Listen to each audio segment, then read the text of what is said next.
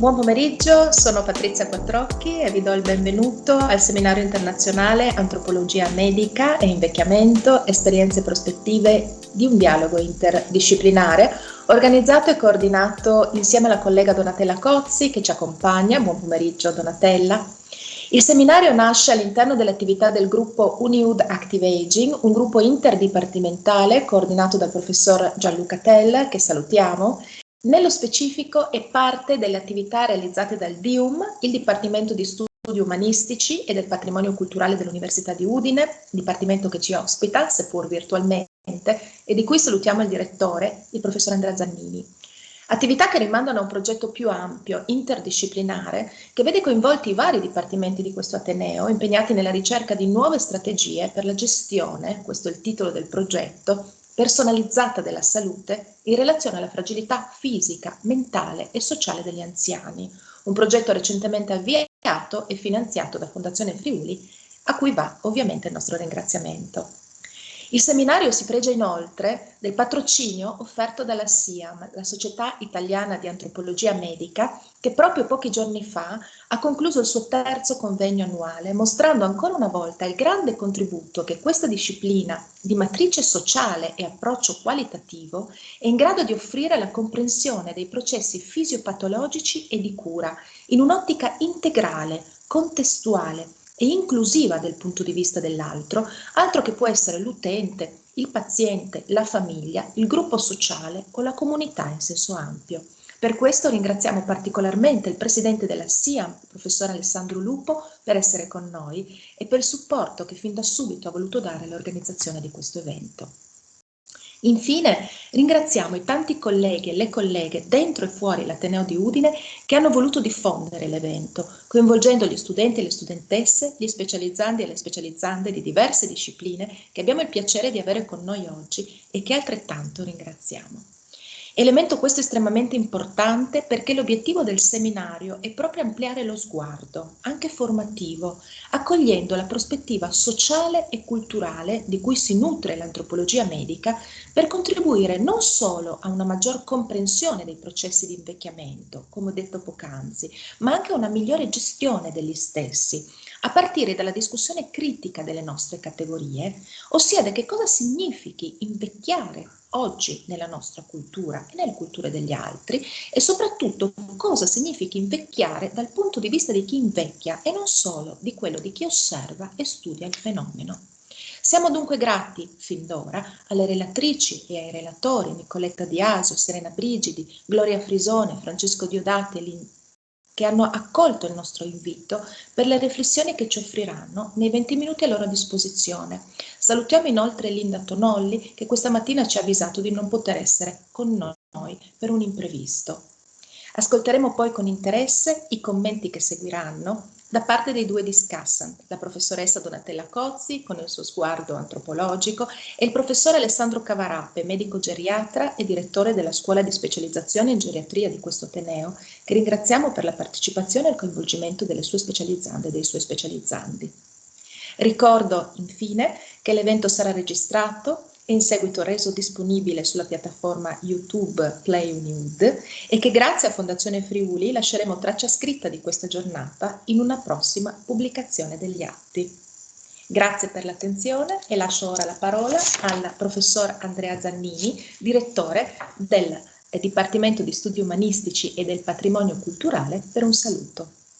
Buon pomeriggio a tutti, sono Andrea Zannini, direttore del Dipartimento di Studi Umanistici e del Patrimonio Culturale dell'Università degli Studi di Udine e porto i saluti a questa bella iniziativa che vede coinvolti numerosi docenti e studenti dell'Università degli Studi di Udine e di altre istituzioni. Spero che siano in molti a partecipare, come mi sembra di vedere. Devo prima di tutto ringraziare le organizzatrici di questa occasione di riflessione, di studio, le professoresse Patrizia Quattrocchi e Donatella Cozzi del nostro Ateneo, che sono due antropologhe e che non a caso hanno pensato a questo momento di approfondimento tra antropologia medica e invecchiamento, un dialogo interdisciplinare. Allora penso che ci siano pochi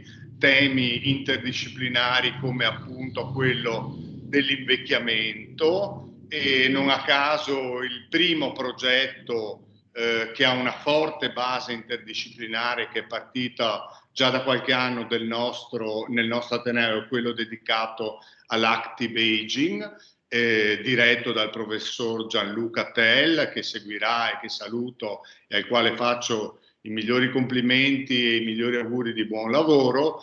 E pochi legami sono così stretti di interdisciplinarità tra l'antropologia e il tema generale medico, ma anche più ampio sociale, dell'invecchiamento. Gli interventi si annunciano di grande interesse, e direi con un'attenzione veramente particolare anche all'approfondimento di carattere filosofico e psicologico. Questo non può che far piacere a un Dipartimento di Studi Umanistici come il nostro, che ha nella vocazione l'apertura verso le altre discipline. Io mi fermo qua, auguro a tutti buon lavoro, ringrazio ancora la professoressa Quattrocchi e la collega professoressa Cozzi per il loro lavoro. Buon pomeriggio e buon lavoro a tutti. Grazie direttore. E a questo punto non ci resta che iniziare. Informo nuovamente che vi sarà la registrazione di questo evento e quindi sarà possibile rivederlo su Play Uniud. Ringrazio e lascio a questo punto la parola al presidente della SIAM, Alessandro Lupo, per i suoi saluti. Prego Alessandro. La terrà per pochi secondi, visto che questa imprevista folla di pubblico molto benaugurante ha creato questo ritardo. Non vi voglio togliere tempo, voglio solo plaudere all'iniziativa, ringraziare Donatella Cozzi e Patrizia Quattrocchi per averle presa. Sono due colleghe, Patrizia è mia vicepresidente nella SIAM, scusate, Donatella è vicepresidente, Patrizia la conosco dai tempi in cui non si occupava di aging ma si occupava dell'altro estremo della vita umana, che sarebbe il parto in Yucatan, e quindi vediamo, se non altro in questo amplissimo spettro temporale, come l'antropologia, che è una delle discipline, se vogliamo, più eclettiche, che più si sanno diciamo occupare dei diversi aspetti della vita umana,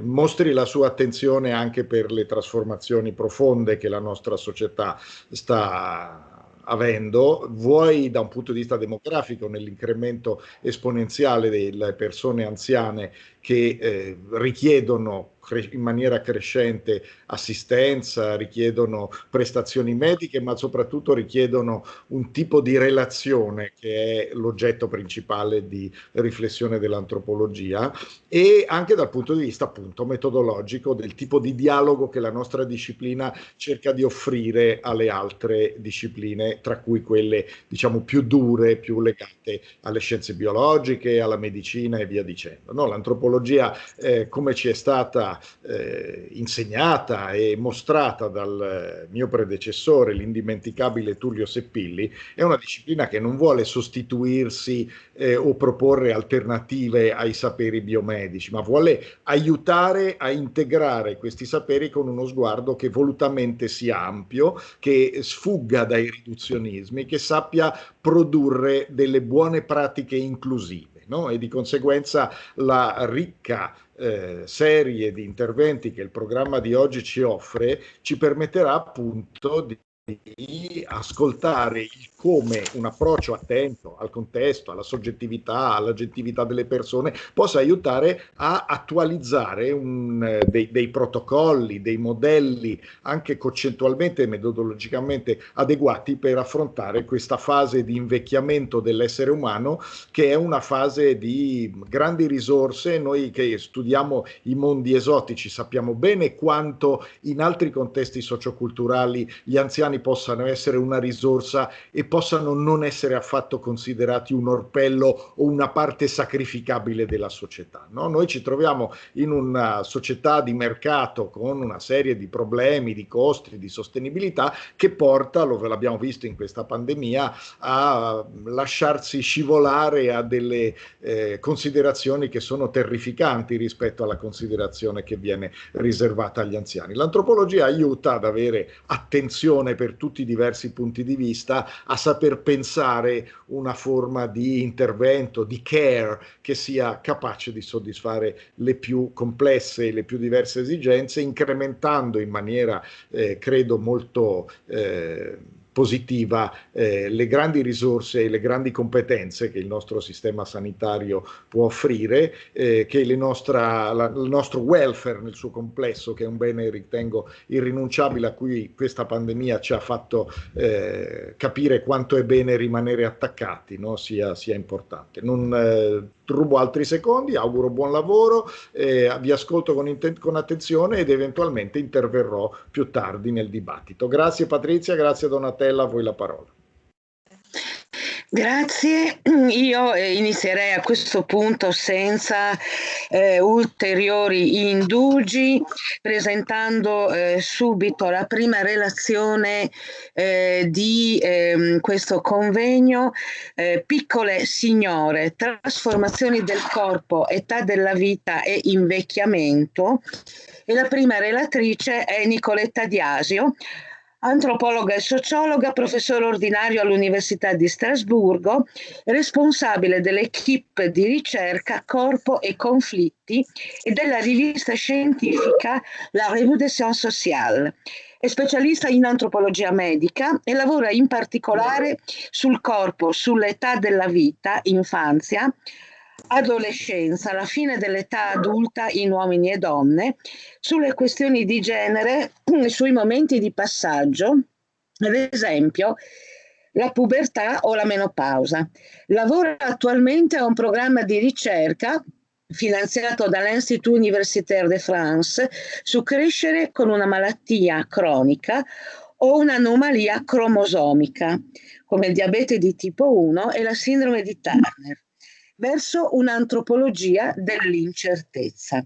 Tra le pubblicazioni in italiano segnaliamo Patrie provvisorie, Corpo, città, frontiera, con Virginie Vinel Il tempo incerto, antropologia della menopausa e insieme a me Donatella Cozzi la curatela di Linee di sangue, metafore e pratiche tra dono, affiliazione e appartenenza, che è stato un numero monografico di RF, la ricerca folclorica.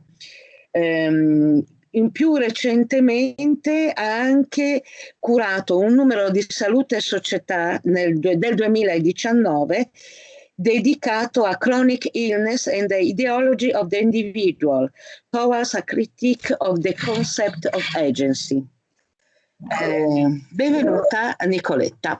Benissimo, allora se mi sentite e vedete il PowerPoint, perché nel frattempo l'ho mandato. Sì, ti sentiamo e vediamo il PowerPoint. Benissimo, allora io ripartirei dove ci eravamo lasciati, ma senza andare forse nel dettaglio, perché ne avevo già parlato prima, per cui di queste, diciamo, raffigurazioni dell'età della vita che riflettono un po' questa specie di ordine sociale basato al tempo stesso sulla natura e sul soprannaturale. L'altro elemento su cui mi ero soffermata è il fatto che fare l'età significa anche fare il genere, sono delle coppie che attraversano questa piramide e permettere il succedersi delle generazioni. E l'ultimo punto su cui credo mi sono interrotta, questa società ben ordinata sembra un po' un retaggio di tempi passati, perché conosciamo tutti i dibattiti attuali, per esempio intorno al disordine delle generazioni, alla confusione tra le età della vita, alle polemiche intorno al gender e alla decostruzione del sesso come categoria. Quello che però mi chiedo e vi chiedo qui, riflettendo sulla dell'età siamo davvero in questa situazione, e vorrei ripartire da due testimonianze che dimostrano un po' un certo disordine, diciamo, nelle tappe dell'esistenza e nel modo di essere donna, adulto o bambino. La prima dice così: un amico di famiglia mi descriveva come una vecchia bambina e io mi paragonavo orgogliosamente a Peter Pan. Non avevo nulla contro la femminilità, ma non riuscivo a immaginarmi come una donna. Essere un bambino definiva chi fossi. La seconda racconta come il trattamento ormonale sia stato una via crucis, diventare una donna completamente sviluppata ad un'età inappropriata. Ora, è questa scissione, questo scollamento tra diciamo il diventare una donna ma a un'età inappropriata sembra interessante, perché queste donne che seguono percorsi di crescita non ovvi, non scontati, sono affette da una sindrome di Turner, ovvero da un'anomalia genetica rara legata all'assenza totale o parziale del secondo cromosoma X, che comporta un ritardo di crescita, una bassa statura, insufficienza ovarica, per cui con assenza di pubertà, ritardo se non c'è un trattamento farmacologico, e nella maggior parte dei casi sterilità. A questa sindrome, diciamo, si aggiungono delle comorbidità, fanno parte di questa sindrome delle comorbidità, delle particolarità morfologiche e dei rischi, diciamo, per la salute che si manifestano soprattutto in età avanzata. Da questo punto di vista io prenderò l'esempio della sindrome di Turner per riflettere quasi in negativo, diciamo, sulle norme sociali che presiedono l'età della vita e del tempo.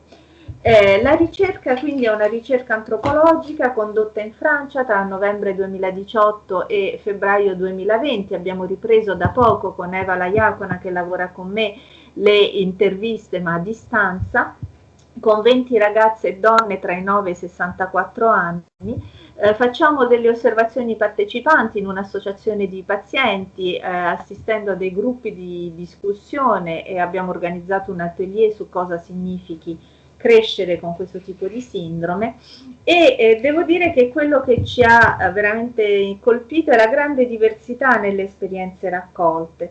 Come vedete, la popolazione è eterogenea perché è un'affezione rara ed è molto difficile costruire un campione omogeneo con una malattia molto rara.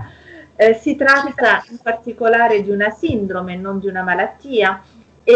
Nicoletta, scusami infinitamente se ti interrompo, siamo ancora fermi alla seconda diapositiva, okay. Non capiamo se è un problema tecnico legato alla grande affluenza o se perché io non riesco a prendere il PowerPoint. Adesso va meglio? Ok, adesso sì, grazie, scusami tanto, sai. No, figurati. Allora, dimmelo però, ecco, appunto, fai bene a dirmelo se si interrompe. Allora, ritorno un attimo indietro appunto sulla sindrome di Turner, ma penso che,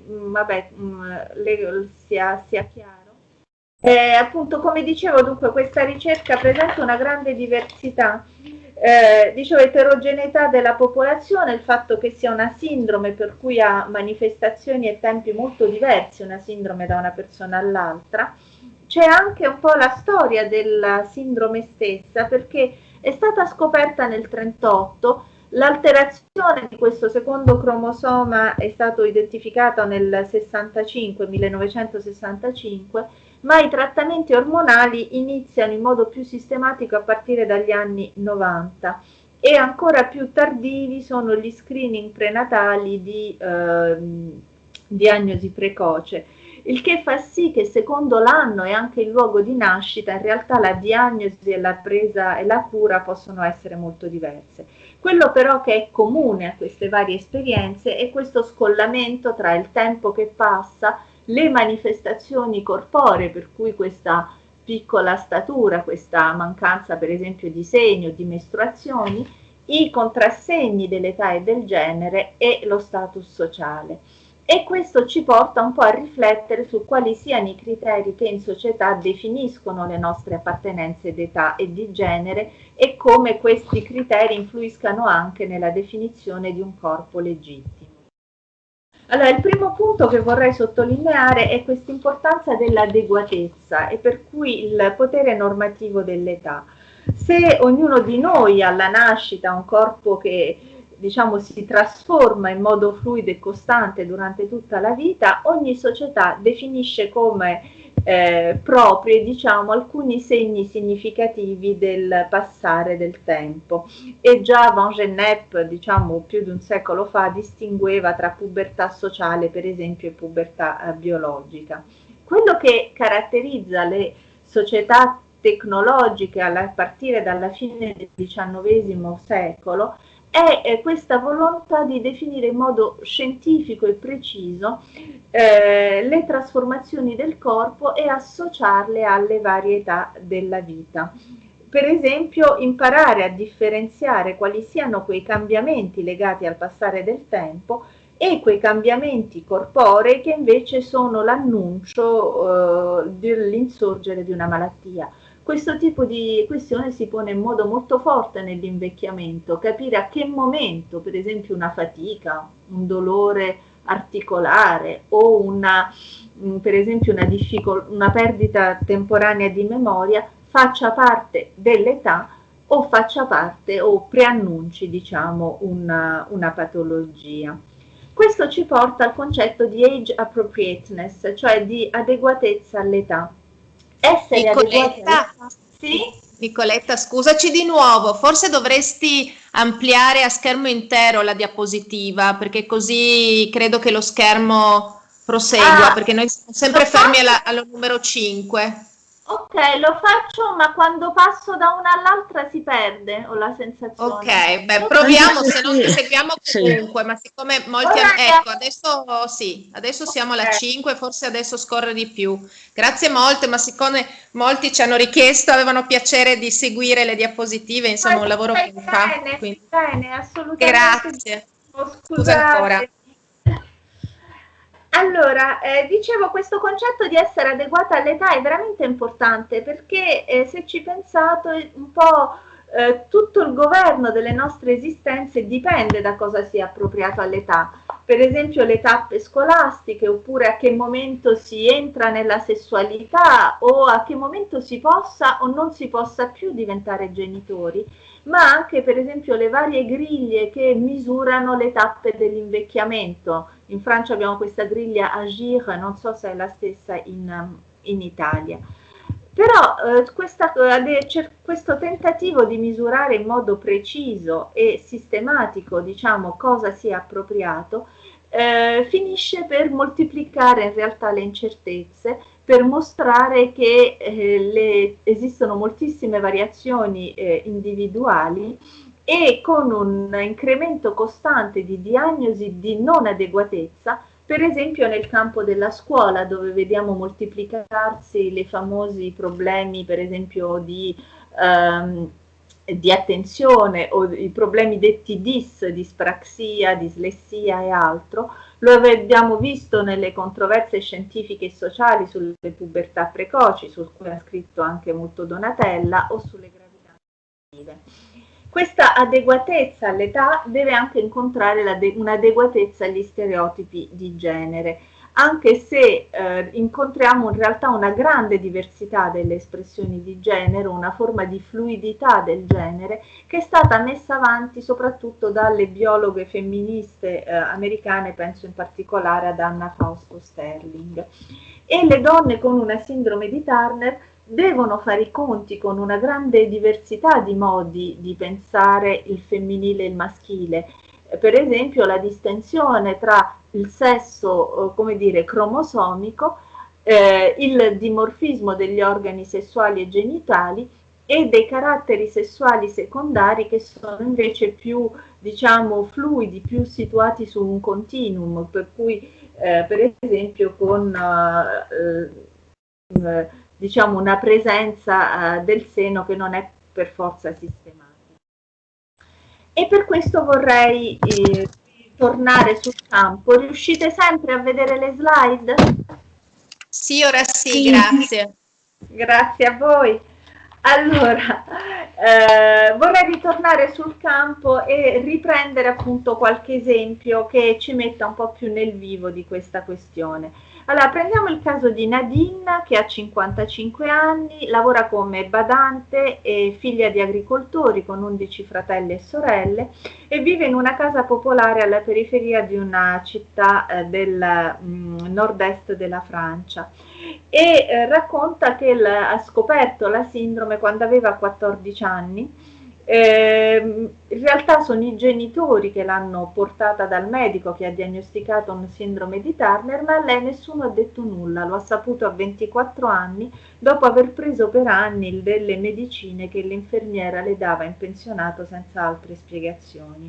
E nella sua storia la bassa statura è all'origine di questa doppia condizione di inferiorità e di invisibilità. È come se Nadine fosse costantemente incastrata nello status di un bambino malato per di più, e tutta la sua lotta è mostrare che esiste, che combatte, mostrare per farsi sentire, mostrare per farsi vedere.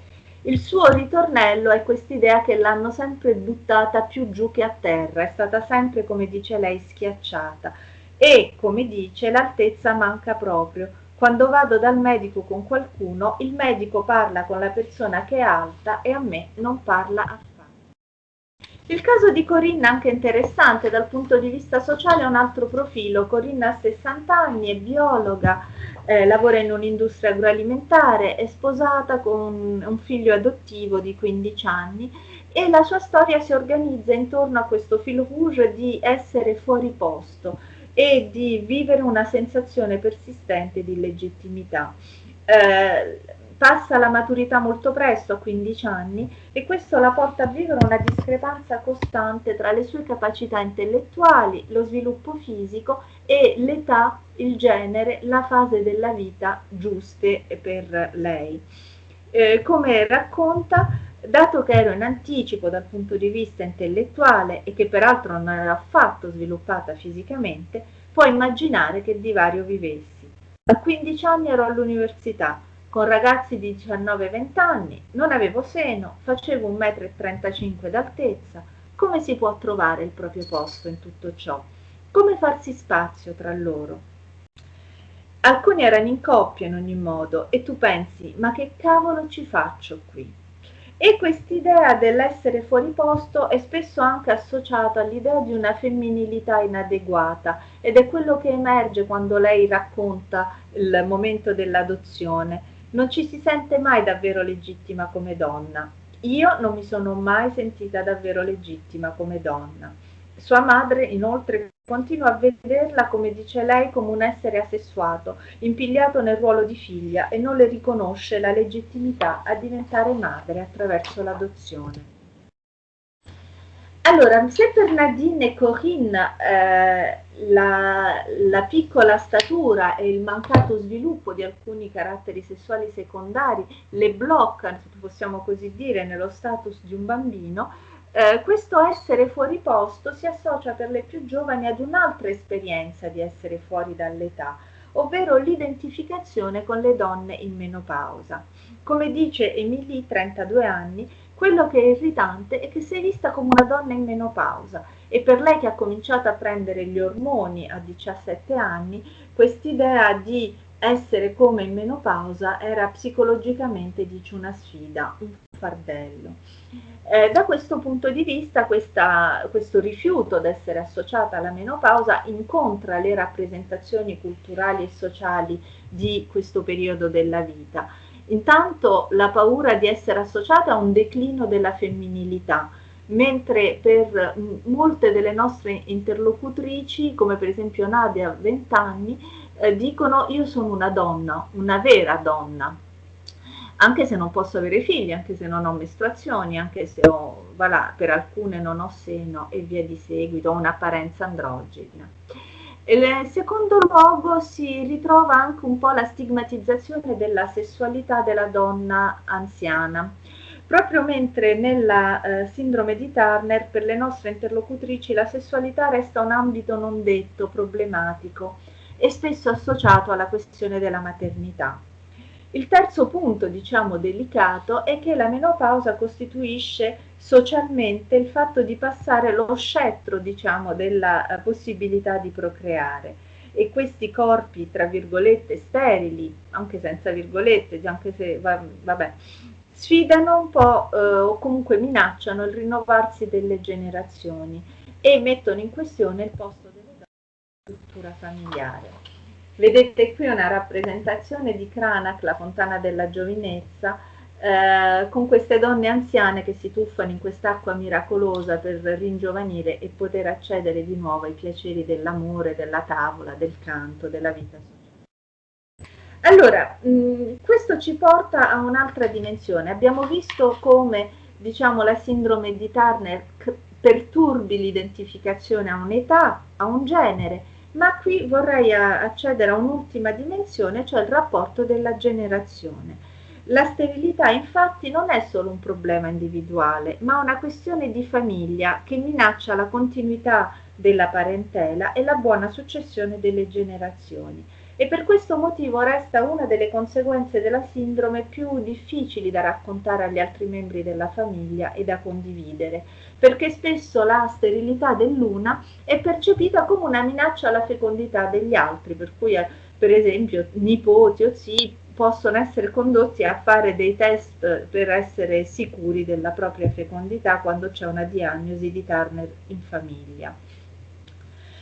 Questa sterilità può anche alterare le relazioni tra fratelli e sorelle, soprattutto quando la persona colpita dal Turner è la sorella maggiore e quindi quando il suo percorso fisiologico e sociale è in un certo senso sfasato rispetto a quello dei fratelli minori. E allora un piccolo dialogo tra Françoise e Marie-Laure ci dà un esempio di questa situazione. Françoise, che ha una sindrome di Turner, dice le due hanno tra i 40 e i 50 anni entrambe. Marie-Laure ha avuto le prime mestruazioni. Io speravo che le mie arrivassero presto, ma la mia sorellina piccola mi ha bruciato sul tempo. La chiamavamo la pulce. Sì, mia nonna era piccolina. Françoise non vedeva nessun cambiamento. Io pensavo, beata lei, e io piangevo. Quando la diagnosi è stata fatta, sapevo che c'era qualcosa che non andava in me, ma fino allora avevo un posto tra i fratelli e sorelle.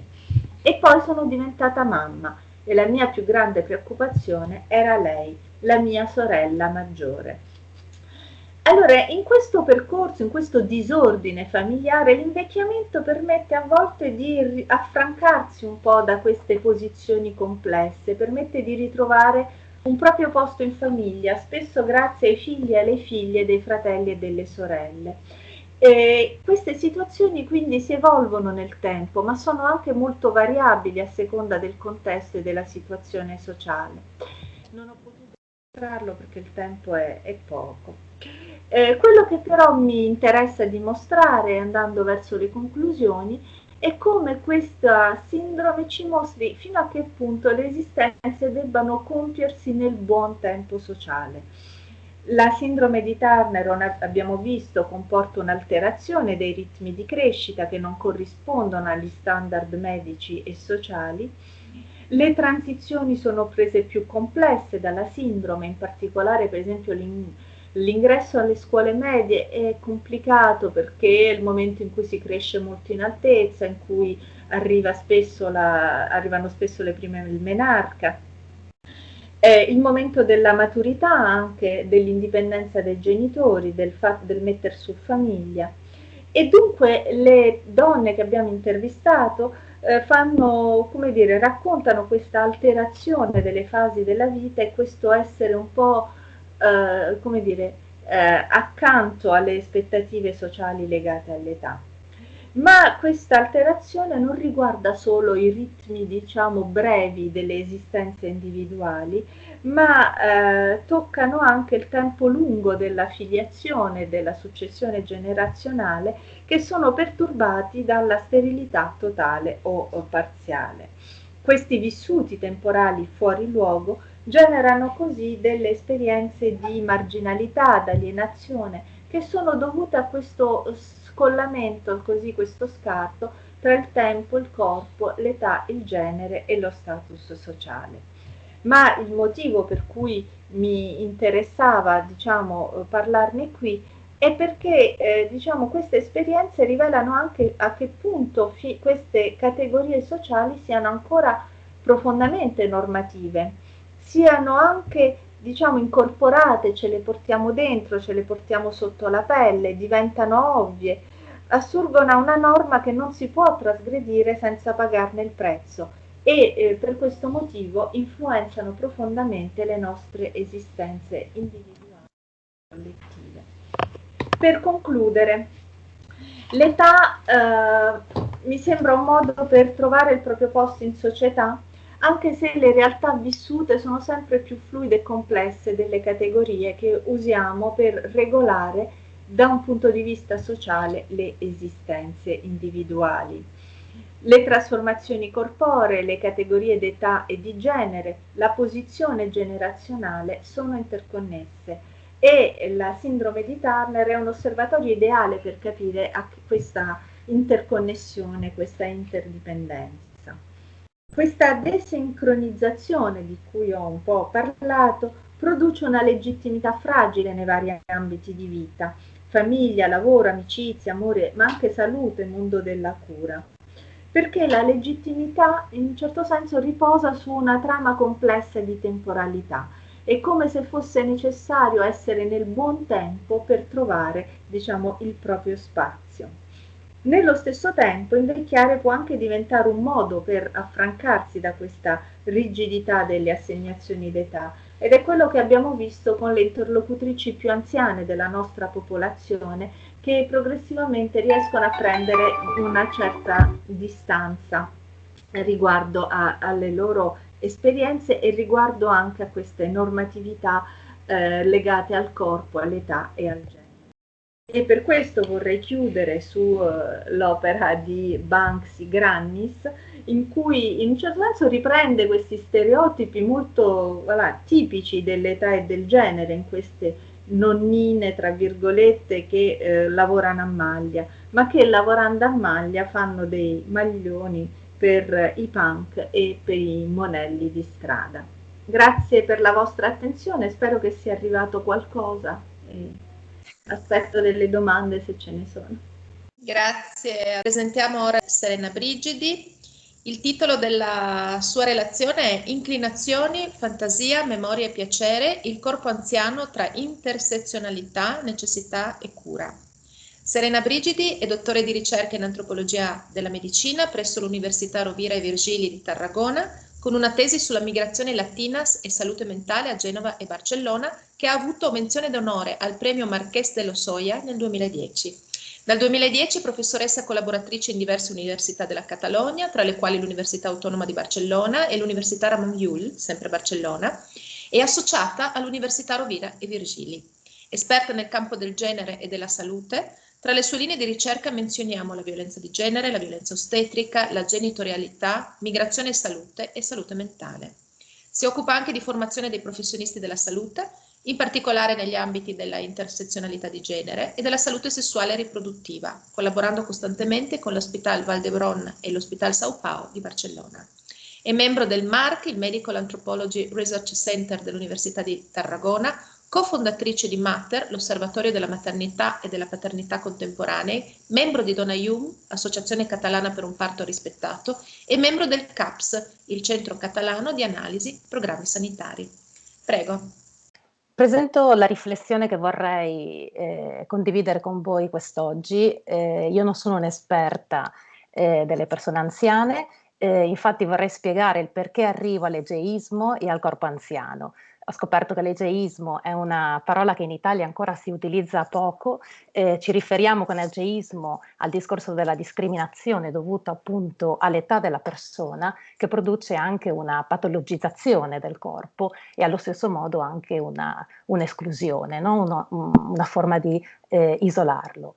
Per cui come arrivo a questo egeismo al corpo anziano? Io sono, come ha spiegato Patrizia, sono un'esperta di maternità, lavoro sulla maternità, soprattutto mi occupo di temi di violenza di genere, in particolar modo di violenza ostetrica. Per cui il discorso è stato legato al discorso dell'intersezionalità, alla possibilità di donare il trauma legato alla violenza ostetrica e poterlo lavorare attraverso la narrazione. Attraverso questa narrazione di esperienze violente legate alla gravidanza, al parto e al postparto, realmente sono arrivata naturalmente a comprendere come c'erano aspetti della nostra vita, in particolar modo aspetti della vita del corpo della donna anziana che non venivano contemplati. Successivamente un tema per me fondamentale che credo che stava menzionando la relatrice anteriore, no? Con questo suo ordine sociale e questo suo quadro che ci ha messo all'inizio. Io credo che la prospettiva intersezionale di genere realmente è stato la chiave per poter approfondire questo aspetto, questa esperienza della vita che è appunto l'anzianità.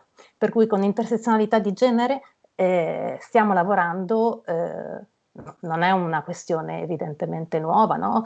Già abbiamo scritti a partire del 1700, ci ricordano il femminismo non occidentale e mettiamo di fronte questa donna non occidentale, queste persone che vivono nuove esperienze, che hanno diverse esperienze e quindi non ci concentriamo solo nell'analisi attraverso la classe sociale, che storicamente sempre è stato un punto, no, centrale del discorso, però iniziamo a utilizzare delle prospettive, delle analisi e sommare questi assi esperienziali, come vengono definiti, che convergono, no, a partire dall'orientazione di genere, dall'identità di genere, dall'età, dal corpo funzionale, il corpo autonomo, il cambio corporale, le lingue, eccetera, eccetera, per cui questa possibilità, no, di esplorare attraverso una visione realmente complessa, che effettivamente l'antropologia, come il professor Lupo commentava anteriormente, l'antropologia ci permette, no, di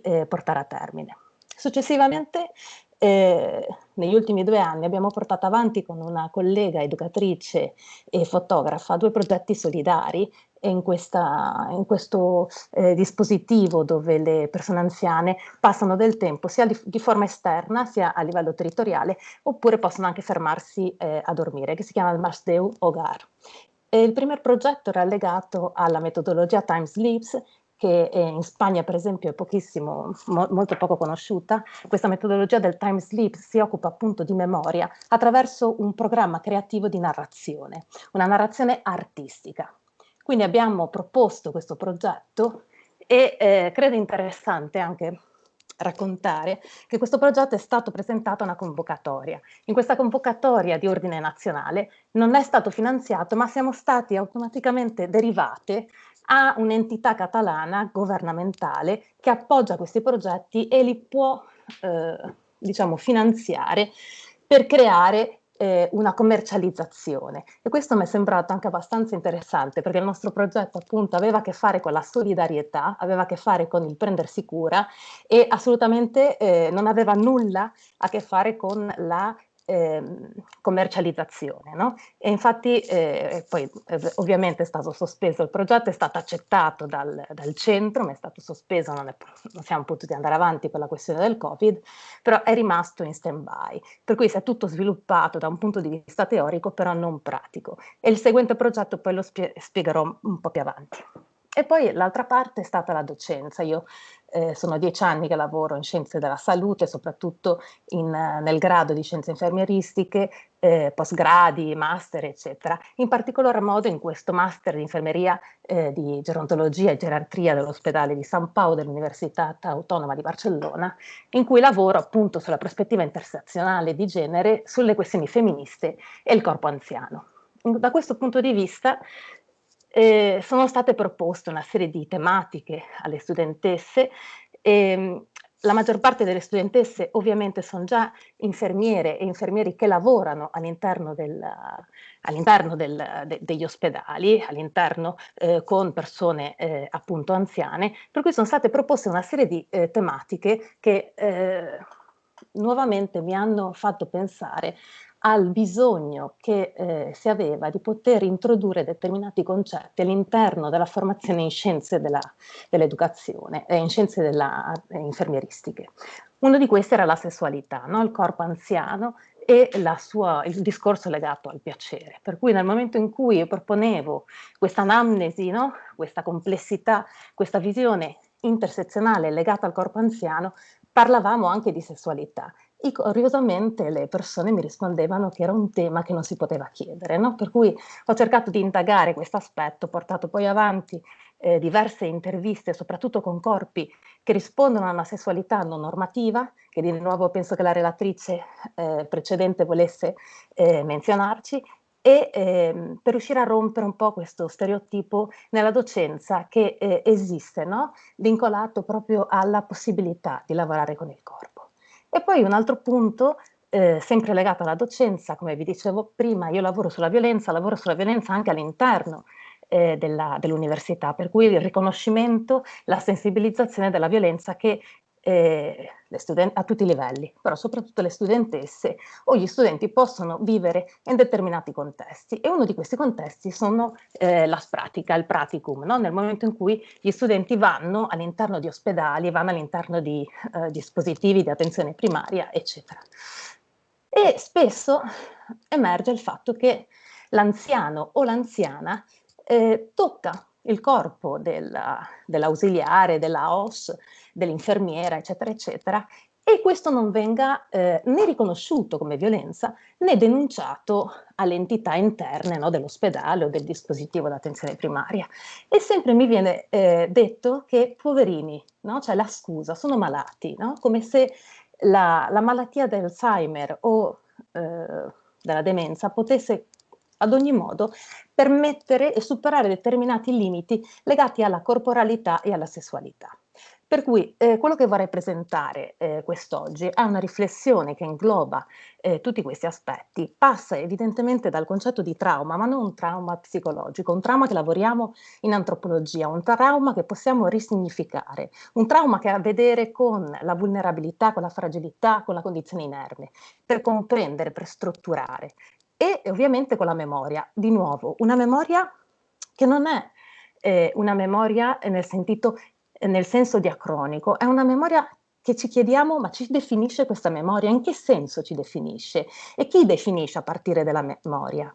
Non è una linea, sì? Possiamo realmente ricostruire le persone a partire da una narrazione che non necessariamente deve mantenere questa linea cronologica, cioè rispettare questo tempo, ma si può recuperare a partire della costruzione di una conoscenza, a partire della costruzione fantasiosa, a partire del piacere, e che ha a che vedere con il corpo. Tutto questo ovviamente ha a che fare soprattutto con il modello medico egemonico, che qua definisco come MME.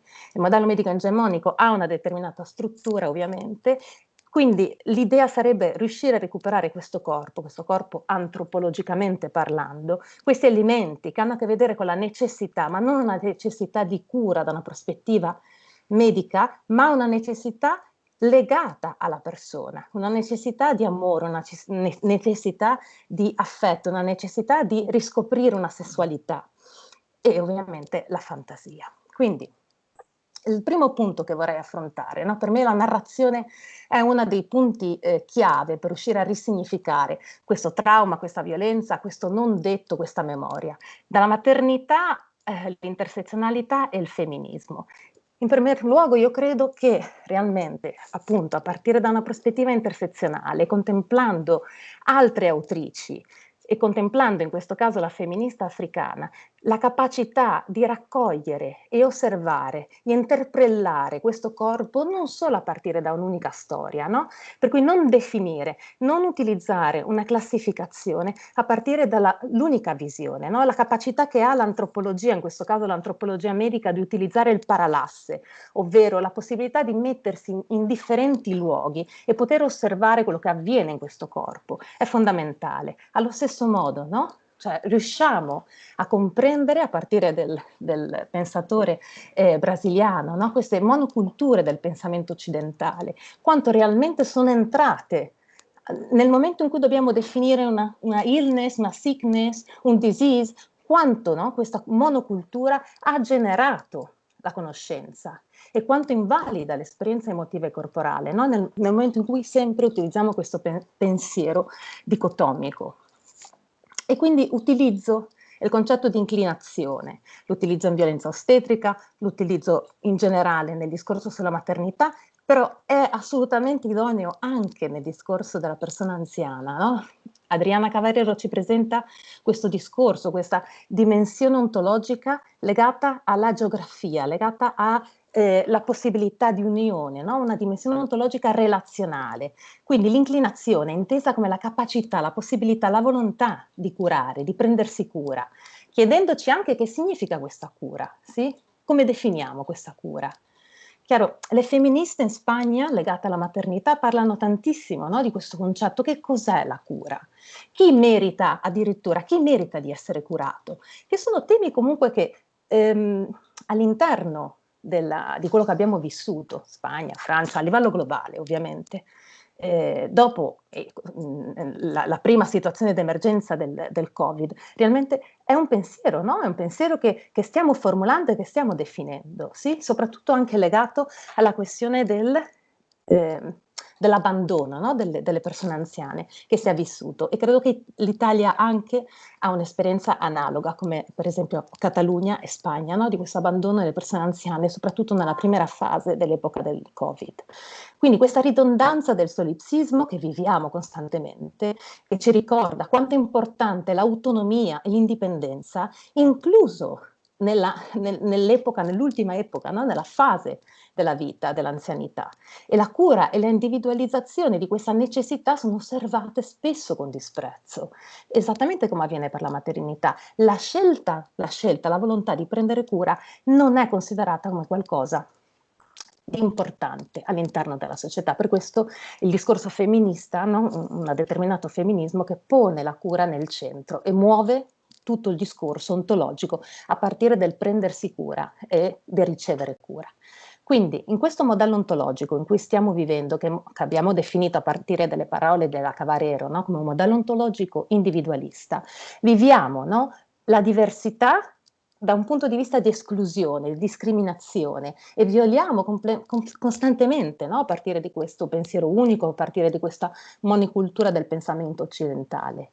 Infatti, molte delle nostre esperienze, sia intime che collettive, sono state silenziate, trivializzate o manipolate, sia dal modello medico egemonico, alla stessa parte dobbiamo anche dire che viviamo, no? Una medicalizzazione importante dei processi fisiologici, per cui tutto questo viene silenziato, trivializzato, nel momento in cui questo corpo non è un corpo cis, o non è un corpo funzionale, non è un corpo giovane, non è un corpo sano.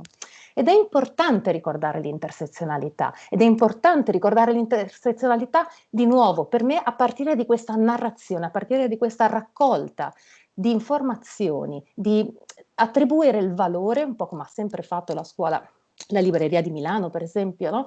A partire da questa possibilità di conoscere. Però non dobbiamo conoscere solo l'eccellenza, no? Che è un altro discorso femminista interessante, non dobbiamo solo esaltare la storia delle donne che sono eccellenti, tutte le donne sono state eccellenti e sono eccellenti, per cui no? Questa ricerca e questa attenzione verso un quotidiano, no? Verso le piccole pratiche, no? Che si svolgono e che peraltro nuovamente l'antropologia ha sempre esaltato, investigato e studiato. Quindi, nella docenza che cosa abbiamo fatto? Cioè, l'obiettivo docente per me era dare una risposta alla passività e l'ostracismo legati all'invecchiamento. Peraltro il concetto stesso di ostracismo ha a che vedere con questa esclusione, questo modello medico egemonico e l'elaborazione del sickness, ovvero sì, non tanto dell'infermo quanto dell'assunzione del corpo anziano come infermo, no? Per cui lo eliminiamo, lo escludiamo, lo allontaniamo dalla nostra società, no? Come una scelta che fondamentalmente tante persone definiscono come passiva. Però di nuovo qui utilizzo le teorie della violenza. Dentro la violenza non c'è nessuno che è passivo, c'è chi esercita violenza, chi riceve la violenza e chi rimane a guardare, per cui ad ogni modo, no, c'è un intervento in questo. Quindi dovevamo rispondere, abbiamo provato a rispondere, no, a questi due elementi, soprattutto in una situazione dove la memoria veniva coinvolta, no, che poi sono le situazioni che in scienze infermieristiche, come immagino in medicina, sovente si studiano di più, per riuscire a comprendere, no, quali erano le necessità di questo soggetto anziano, il corpo anziano. Quindi teoricamente utilizziamo l'intersezionalità di genere e la cura la poniamo come un pilastro in questa dialettica ontologica e abbiamo utilizzato dei determinati strumenti per poter stimolare questo recupero della memoria, l'abbiamo analizzati, l'abbiamo studiati, per poi alla fine definirle come infantilizzanti, no? Perché di nuovo non rispondono alla logica intersezionale questi strumenti, non rispondono alla logica intersezionale perché? Perché non sono pensati ad hoc in una situazione di individualizzazione delle necessità della persona, del soggetto, in questo caso del soggetto anziano, e soprattutto poi legati costantemente alla funzionalità del corpo. Quindi si arriva alla conclusione che tutto questo elemento risponde più alla logica del privilegio, ovvero questo privilegio da un punto di vista intersezionale, no? Da un punto di vista che ci presentano le femministe dell'intersezionalità, ovvero legato molto di più a una produttività contemporanea, pensate in termini di età, di genere, di ricerca di autonomia e del ricordo attraverso la narrazione dell'altro, perché per questo chiedevo prima, no? Che cos'è la memoria? E fino a che punto interpelliamo l'alterità nella costruzione della memoria e nella poter identificare chi siamo da un punto di vista ontologico, no? Releghiamo in questo ordine cronologico che l'altro ci dà. In tutto questo mancava, no? Mancava il piacere, mancava la fantasia, mancava l'accompagnamento. Quando parlo di piacere ovviamente sto parlando di sessualità, ma non solo una sessualità legata alla cultura della penetrazione, no? Sto parlando proprio di un piacere, di una scoperta corporale, di una libertà che prende il corpo. È lì dove possiamo lavorare la memoria. Per concludere, quindi, la memoria, il corpo e la sessualità. Le sensazioni corporee sono frustrate dalla perdita, no? Da questo pensiero che sottrae l'esperienza e il piacere del corpo e non dalla trasformazione. Facciamo fatica a comprendere la trasformazione, questo corpo che cambia, questo corpo che si trasforma, no? Il concetto stesso che ci presenta Goethe, per esempio, no? Nell'idea di formarsi e trasformarsi. E questo lo viviamo in tutti i momenti fisiologici, no? A partire da una medicalizzazione, patologizzazione, però a partire anche, no, di una severità, un'accusa costante verso il corpo femminile, che non è più riproduttivo, produttivo, riproduttivo. Quindi la memoria non si considera come un testo finito, cioè sono arrivata a 60, 70, un altro discorso ovviamente sarebbe quando inizia, no, la vecchiaia a livello soggettivo, quando io mi sento vecchia, quando io mi definisco come una persona anziana, quindi non è un testo finito, ma è un processo in trasformazione e non è l'unico elemento per definire l'identità della persona. Questo per esempio nel time sleep, no? In questa pratica del time sleep, a partire dell'arte, a partire dalla ricostruzione artistica, si vede, sì? Si riesce a lavorare perfettamente. Quindi la narrazione può recuperare il silenzio ed è una pratica che in antropologia sempre abbiamo fatto, perché in antropologia sempre lavoriamo col silenzio, con l'oblio. E non ricostruiamo l'alterità attesa, ma realmente ci permette, no, questa narrazione, ci permette di costruire il continuum e la trasformazione, di farlo emergere, no? E consente la possibilità. Parlo dell'antropologia in generale, sì, però soprattutto un'antropologia che si dedica al discorso della violenza. È ovvio che abbiamo avuto una specializzazione del silenzio, no? Dell'attenzione verso come narrare il silenzio, come narrare la violenza, come narrare l'oblio, no? Per poter realmente arrivare a un discorso pedagogico attivo fondamentalmente, no? Come trasformare questa narrazione in un elemento attivo, pedagogico. Quindi, concludendo, la narrazione viene validata nel caso per esempio del time sleep a partire da alcune trascrizioni o addirittura rappresentazioni teatrali. Il time sleep utilizza moltissimo la teatralità e può portare gradualmente a una riattivazione delle capacità di conversazione e comunicazione con la famiglia, con l'esterno, però soprattutto di sentirsi nel mondo, di sentirsi ad ogni modo, di mantenere questa identità all'interno di una struttura, di una famiglia, e non solo ridefinirsi a partire da un pensiero, no, che sottrae l'esperienza perché sono anziana. E in tutto questo, uno degli esempi che mi viene in mente uno dei tanti esempi, però forse il più da un punto di vista audiovisuale è il documentario Arrugas, no? Che spero che abbiate visto perché è un capolavoro, no? È un documentario grafico, ora mi sfugge in italiano come si chiama, è un cartone animato, sì? Elaborato nel 2011 da Ferraz ed è un capolavoro in questo senso, no? E lì pone la cura nel centro e questa possibilità costante, nonostante sì, la visione dell'alterità. Vi ringrazio. Spero che si sia sentito tutto. Si è sentito perfettamente, grazie Serena. Io chiederei a Gloria Frisone di prepararsi per il suo intervento. Grazie Gloria. Dico due parole di presentazione per chi non conosce Gloria. È dottore di ricerca in antropologie sociale e etnologie presso l'École des Hautes Études en Sciences Sociales con una tesi sulla malattia di Alzheimer ed è attualmente impegnata in una ricerca di postdoc in antropologia medica finanziata dalla Fondation Croix-Rouge française e ricercatrice associata del Centre d'études sociologiques et politiques Raymond Aron di Parigi. Collabora inoltre con l'Associazione Alzheimer in progetti di consulenza antropologica dedicati ai malati di Alzheimer e ai loro caregiver. Si è occupata di performance narrative di episodi di violenza annoverati nella categoria diagnostica della sindrome post-traumatica da stress e di processi di soggettivazione e assoggettamento nell'ambito della psicoterapia transculturale rivolta a pazienti stranieri, rifugiati e richiedenti asilo, dapprima presso il centro Frantz Fanon di Torino e in seguito nel reparto psichiatrico dell'Hôpital Avicenne di Bobigny. A questo punto lascerei la parola a Gloria Frisone che ci presenta l'intervento verso una prospettiva antropologica della malattia di Alzheimer, i fondamenti simbolici della perdita della memoria in una società della commemorazione. Grazie. Allora, con il mio intervento vi presento appunto questa ricerca che è stata effettuata nell'ambito del progetto di dottorato e che si intitola Verso una prospettiva antropologica della malattia di Alzheimer, i fondamenti simbolici della perdita della memoria in una società della commemorazione. Si tratta appunto di un'analisi in antropologia medica del concetto culturale di malattia di Alzheimer.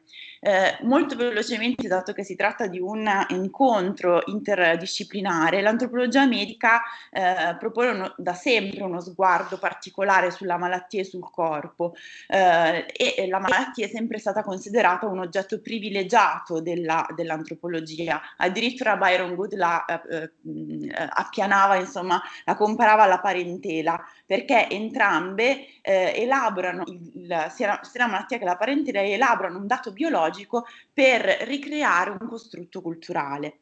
Marc Auger inoltre le definisce forme elementari dell'avvenimento e vedremo come questo sarà molto importante per la malattia di Alzheimer. Lévi-Strauss e Marcel Mauss invitano invece a riflettere proprio sulla malattia come tecniche del corpo e sulla costruzione strutturale e quindi sociologica della malattia. Facendo questo, chiaramente l'antropologia adotta un paradigma che viene chiamato costruttivismo sociale e che abbiamo adottato in una maniera un pochino diversa rispetto a quello che normalmente viene inteso come costruttivismo sociale, che viene spesso frainteso come una domanda sull'esistenza di una malattia. Spesso, appunto, dicevo, il malinteso che coinvolge il costruttivismo ci spinge a pensare che tutto ciò che è costruito socialmente significa che non esiste. In realtà questa domanda ontologica sull'esistenza l'antropologo non se la pone. La domanda dell'antropologia rispetto a malattie come l'Alzheimer è una domanda più legata a una malattia come oggetto di conoscenza e modello di esperienza, oggetto di conoscenza e modello di esperienza che cominciano a diventare tali in una certa epoca.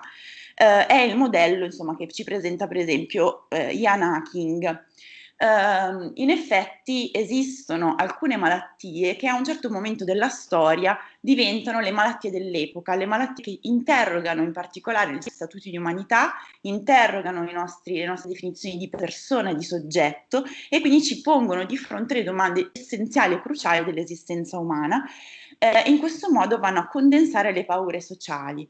La malattia di Alzheimer, a questo proposito, è diventata indubbiamente la malattia della nostra epoca, e in particolare tutte le malattie che interessano il fine vita e che interessano in particolare, che vengono associate all'invecchiamento, mettono in risalto la particolare fragilità di questa fascia della popolazione.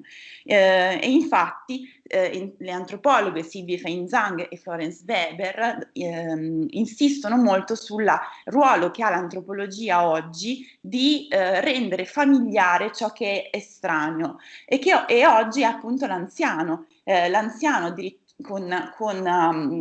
che presenta delle patologie o dei disturbi cognitivi, risulta particolarmente isolato appunto in uno stigma sociale che lo colpisce e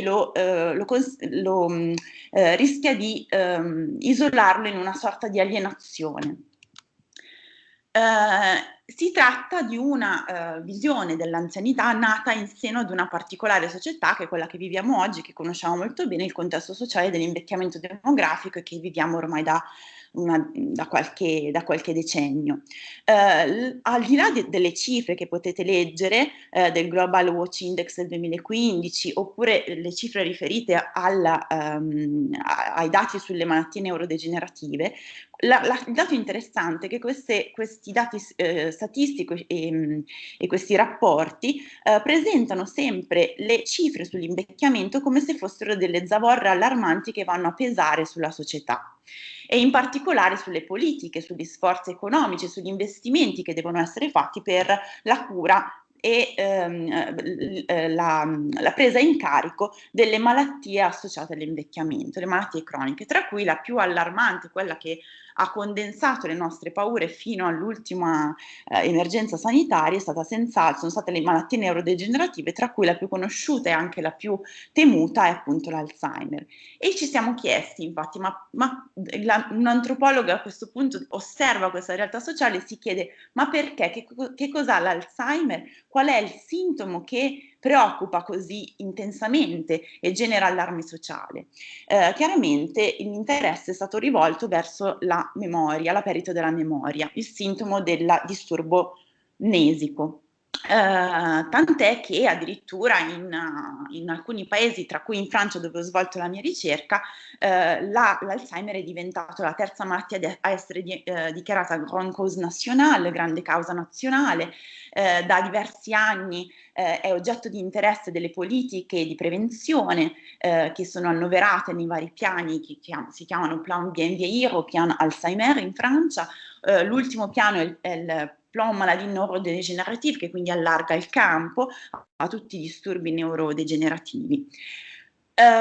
La questione cruciale è che l'Alzheimer però è diventato una sorta di prototipo della demenza, è per noi la demenza per eccellenza, come dimostrato anche dall'uso e dalla diffusione non soltanto in ambito mediatico ma anche in ambito medico di terminologie e locuzioni quali per esempio le malattie neurodegenerative di tipo Alzheimer, malattie di Alzheimer e disturbi correlati, eccetera, eccetera. Verso una prospettiva antropologica di questa malattia, come ci si avvicina all'analisi appunto culturale di una malattia? Innanzitutto, per quanto riguarda appunto la malattia di Alzheimer, alcuni intellettuali francesi, sulla scorta delle critiche ben note di Simone de Beauvoir, che già negli anni 70 criticava appunto la stigmatizzazione dell'anziano e la patologizzazione dell'anziano, questa associazione tra invecchiamento e malattia che sembra essere così implicita, sulla scorta appunto di queste critiche, gli intellettuali hanno un po' sollecitato le scienze sociali a cercare di studiare anche dal punto di vista culturale queste costruzioni, queste macro costruzioni e produrre quindi una visione critica. Da questo punto di vista, per esempio, l'epidemiologia ha cercato che è la prospettiva dominante, ha cercato di adottare uno sguardo preventivo e quindi ha allargato lo spettro della cura alla prevenzione e ad una presa in carico globale. Oggi si parla di invecchiamento come fattore di rischio e quindi si prendono in considerazione gli aspetti di invecchiamento come fattori di rischio.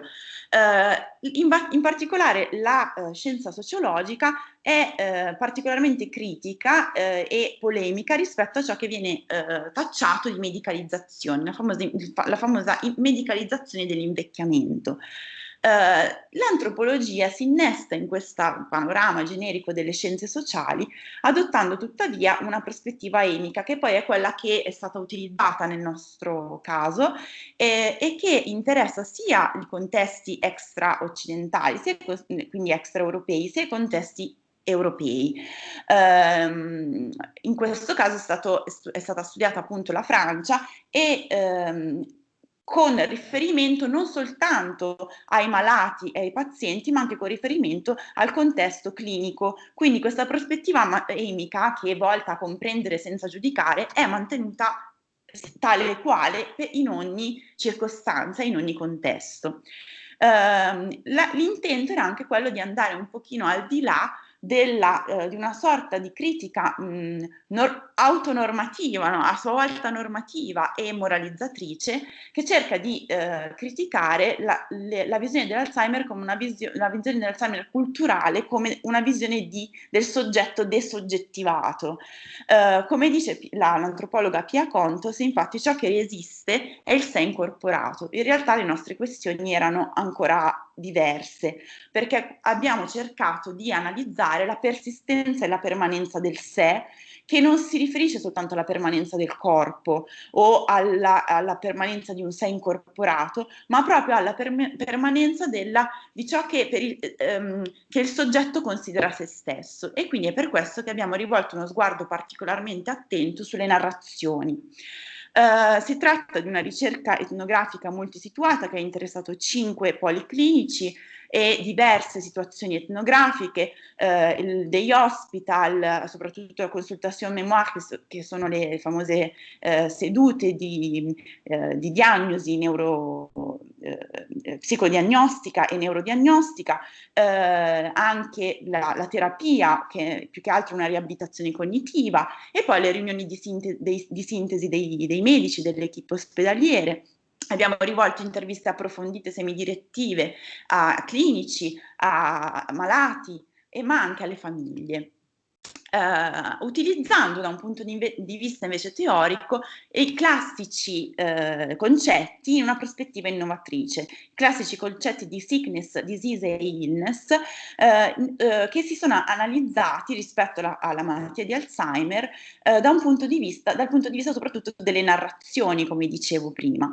Le narrazioni che in maniera innovativa non hanno riguardato soltanto l'aspetto della illness, ma anche la disease e la sickness. In particolare nella sickness abbiamo cercato di descrivere le narrazioni artistiche, cinematografiche, le pièce théâtrales. Anch'io mi sono occupata di Arugas, per esempio, che è stato citato precedentemente, quindi anche dei fumetti. Per quanto riguarda invece le disease, emergono delle riflessioni etiche da parte dei medici a partire dai racconti di casi clinici particolari, e poi naturalmente anche le illness narratives, che sono invece i concetti classici di narrazione utilizzati anche dagli antropologi medici di scuola americana e della scuola di Harvard.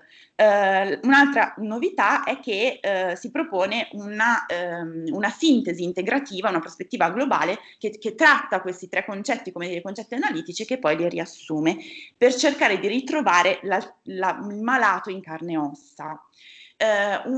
Abbiamo pensato anche di tradurre in francese, quindi anche in italiano, questi tre concetti. Sickness per quanto riguarda l'Alzheimer diventa alteration sociale, alterazione sociale, perché si è visto come rispetto ad una definizione di salute e di normalità, il paziente Alzheimer si discosti da questa definizione, che è una definizione sempre appunto sociale.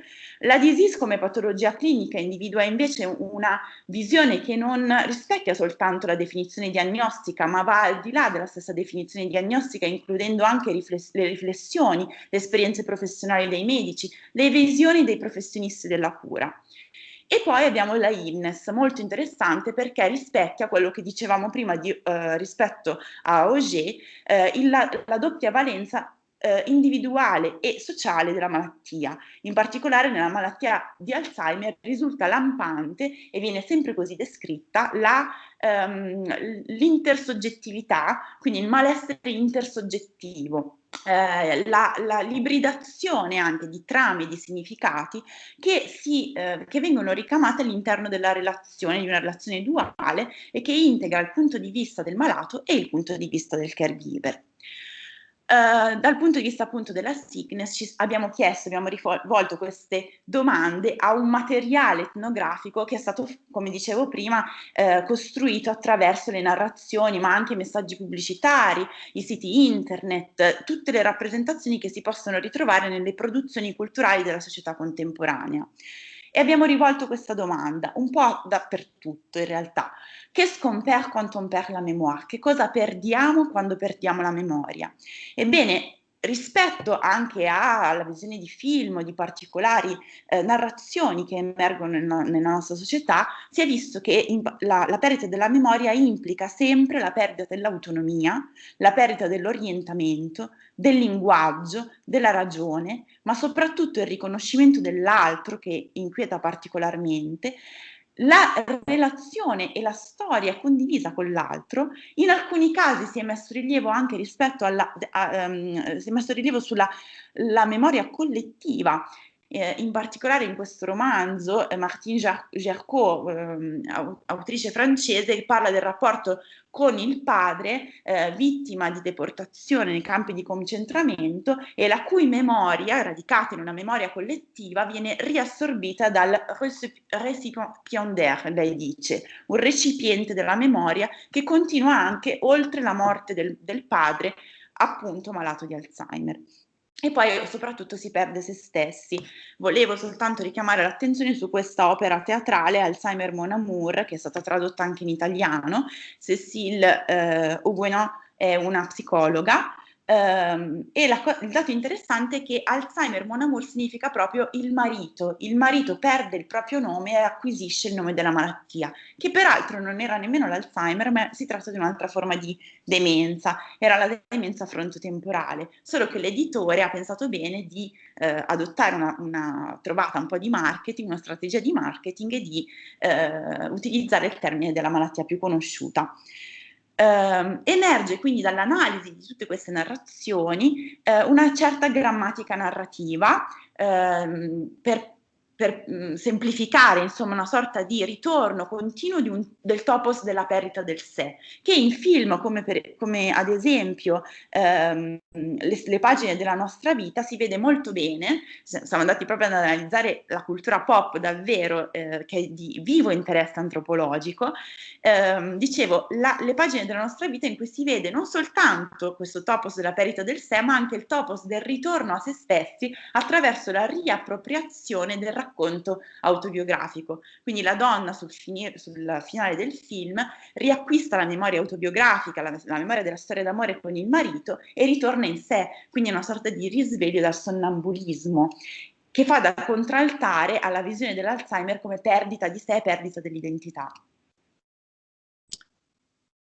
La disease, cerco di essere molto rapida, abbiamo rivolto anche ai medici questa domanda: qu'est-ce qu'on perd quand on perd la mémoire? E in questa domanda sono state descritte le varie sintomatologie ritradotte in una prospettiva mnesica. tutti i vari disturbi che vanno a definire il polo oggettivo, quindi la definizione diagnostica della malattia di Alzheimer, vengono presentati dai medici come dei medici e anche neuropsicologi, tutti i professionisti della cura, vengono presentati sempre come dei disturbi e delle affezioni della memoria. La perdita dell'autonomia viene descritta come disturbi delle funzioni esecutive, quindi della memoria di lavoro, che è una delle più importanti. La perdita delle parole, del linguaggio, è un disturbo della memoria semantica. Poi si perdono gli interessi, la fiducia di sé, si perde la propria personalità attraverso i disturbi del comportamento, si perde la relazione con l'altro significativo e abbiamo ancora una volta i disturbi del riconoscimento, il riconoscimento dell'altro, l'identità individuale. In questo caso l'identità individuale è particolarmente legata alla memoria autobiografica, che in ambito neuropsicologico viene chiamata noetica. Autonoetica.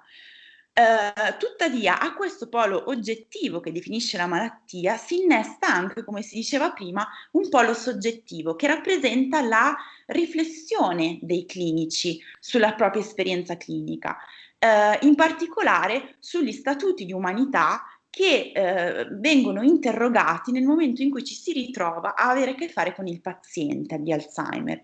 Qu'est-ce qu'il survit malgré tout? Al di là di tutte le perdite, che cosa resta? Il paziente pone i clinici di fronte al dubbio etico di dover conservare un certo substrato di umanità e quindi di andare a vedere qual è l'essenza di questa umanità. Alcuni rispondono che sopravvive il corpo, che sopravvivono le percezioni sensoriali. Un geriatra, per esempio, mi ha risposto che un paziente Alzheimer torna a essere una sorta di Australopithecus. Ha utilizzato veramente il termine Australopithecus, facendo riferimento appunto alle atrofie della zona frontale del cervello.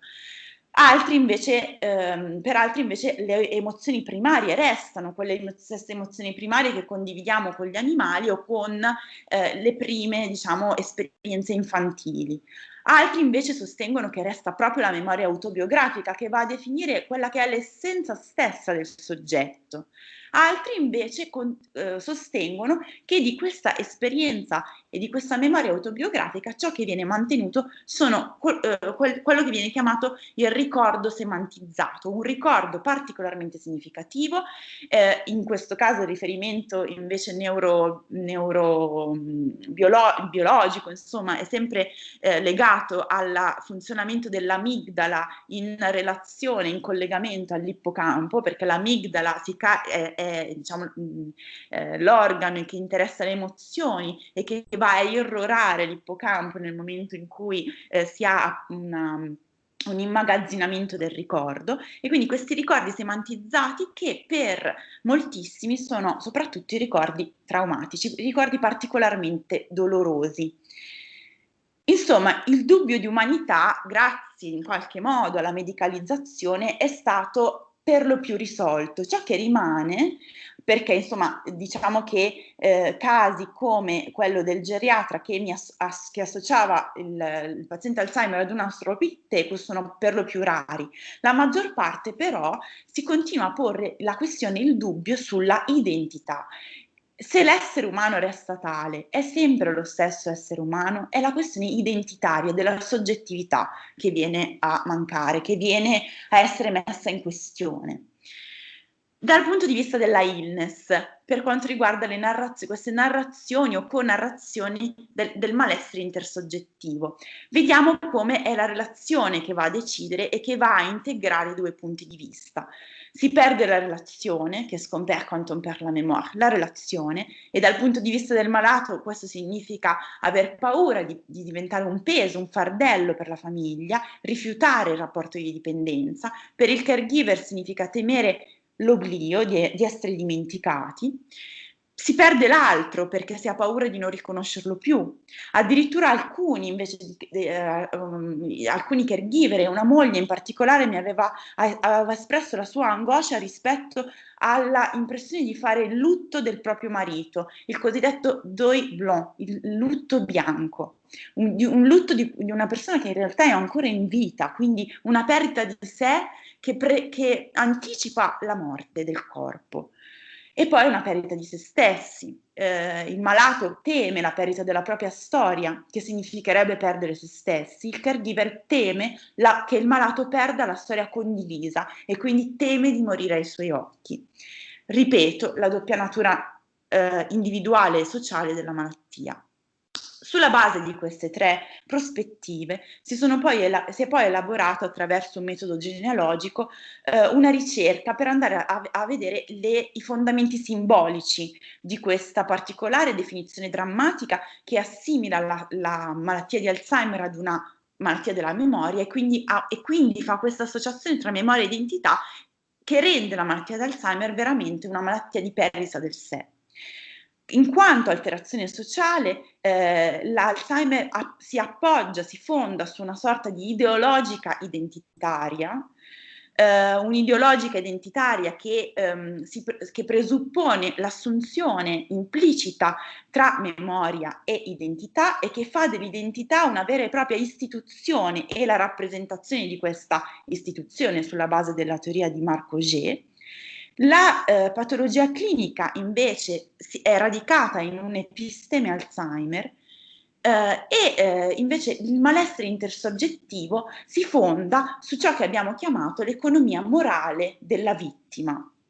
Allora, come dicevo prima, vado un po' più rapida, l'ideologica identitaria è appunto l'istituzione identitaria che invita a conservare una determinata memoria, memoria particolarmente dolorosa e significativa, che solleva le questioni più cruciali dell'identità sia individuale che collettiva, dell'individuo e della società e che solleva appunto, si carica di poste in gioco identitarie particolarmente rilevanti.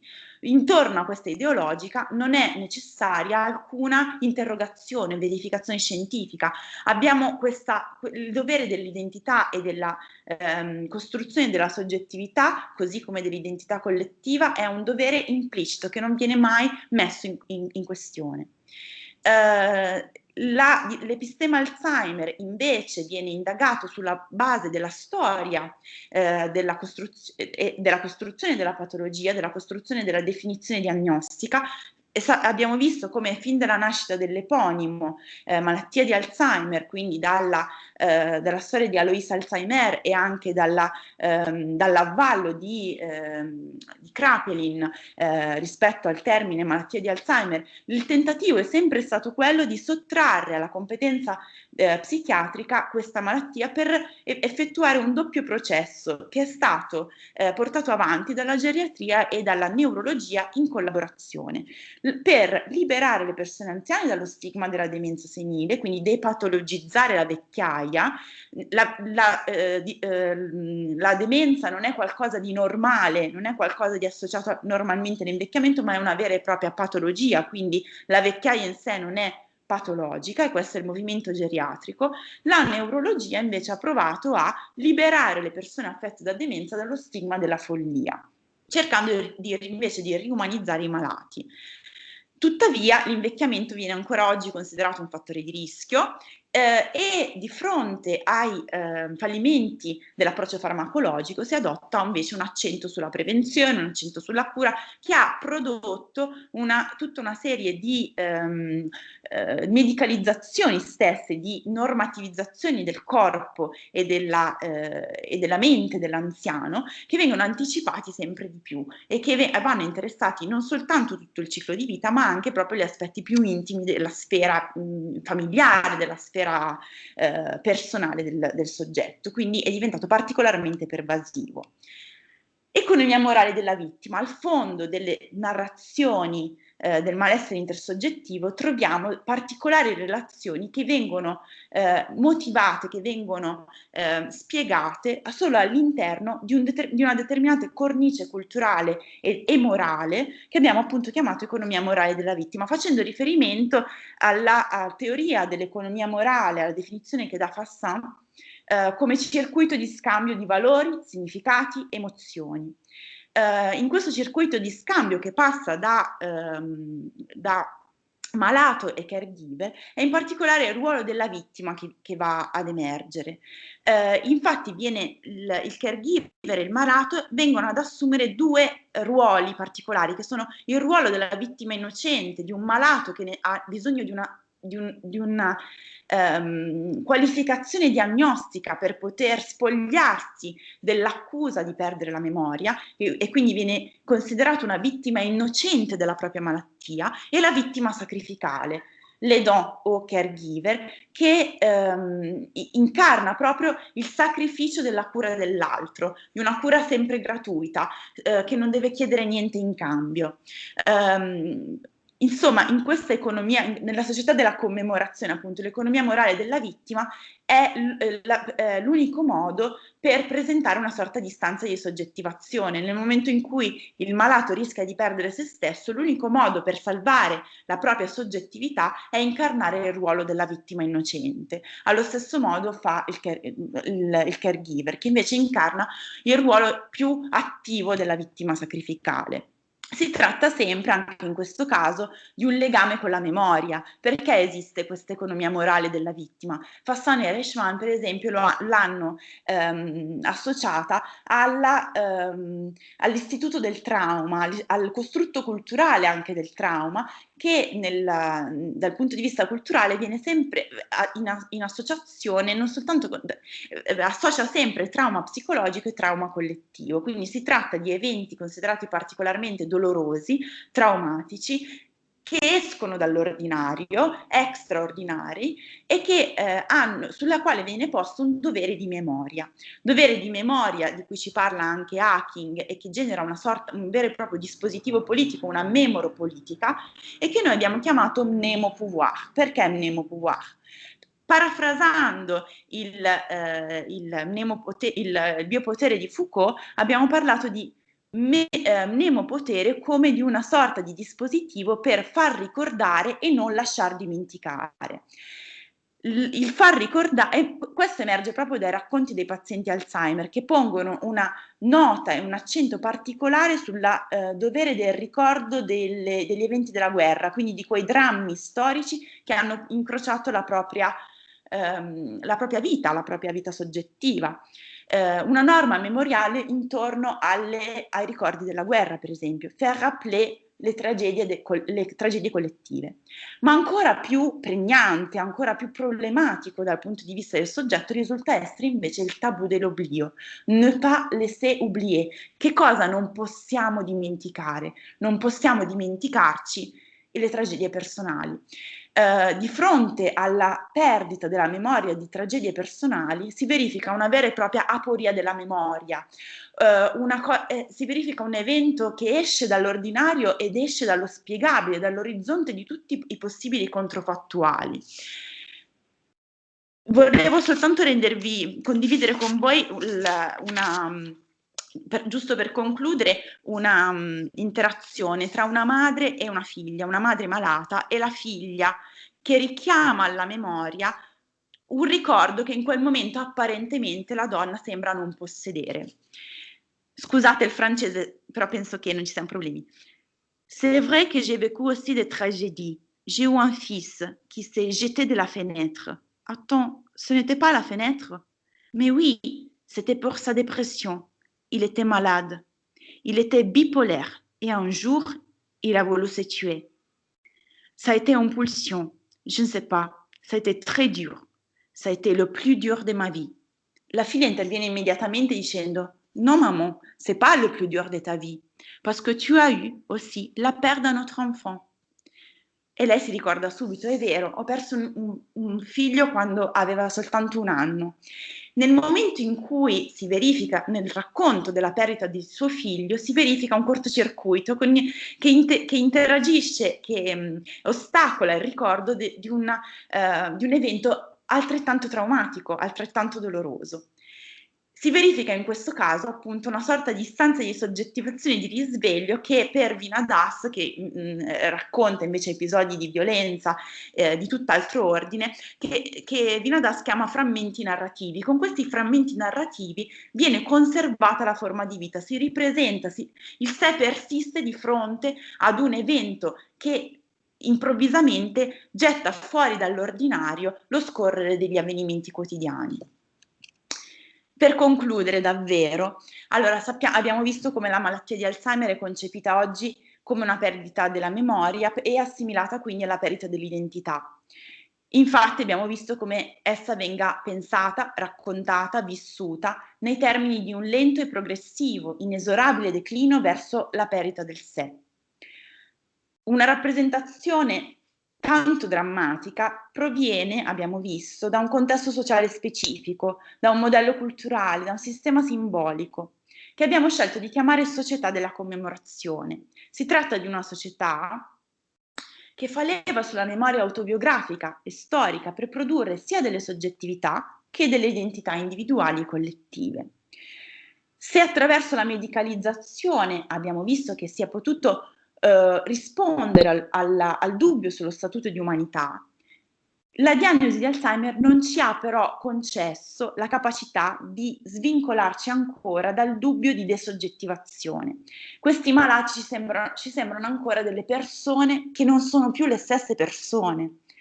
E anzi, la diagnosi di malattia di Alzheimer ha rinforzato questa visione di desoggettivazione. Di fronte a questa visione ci si chiede allora se si possono aprire inediti scenari di permanenza del sé.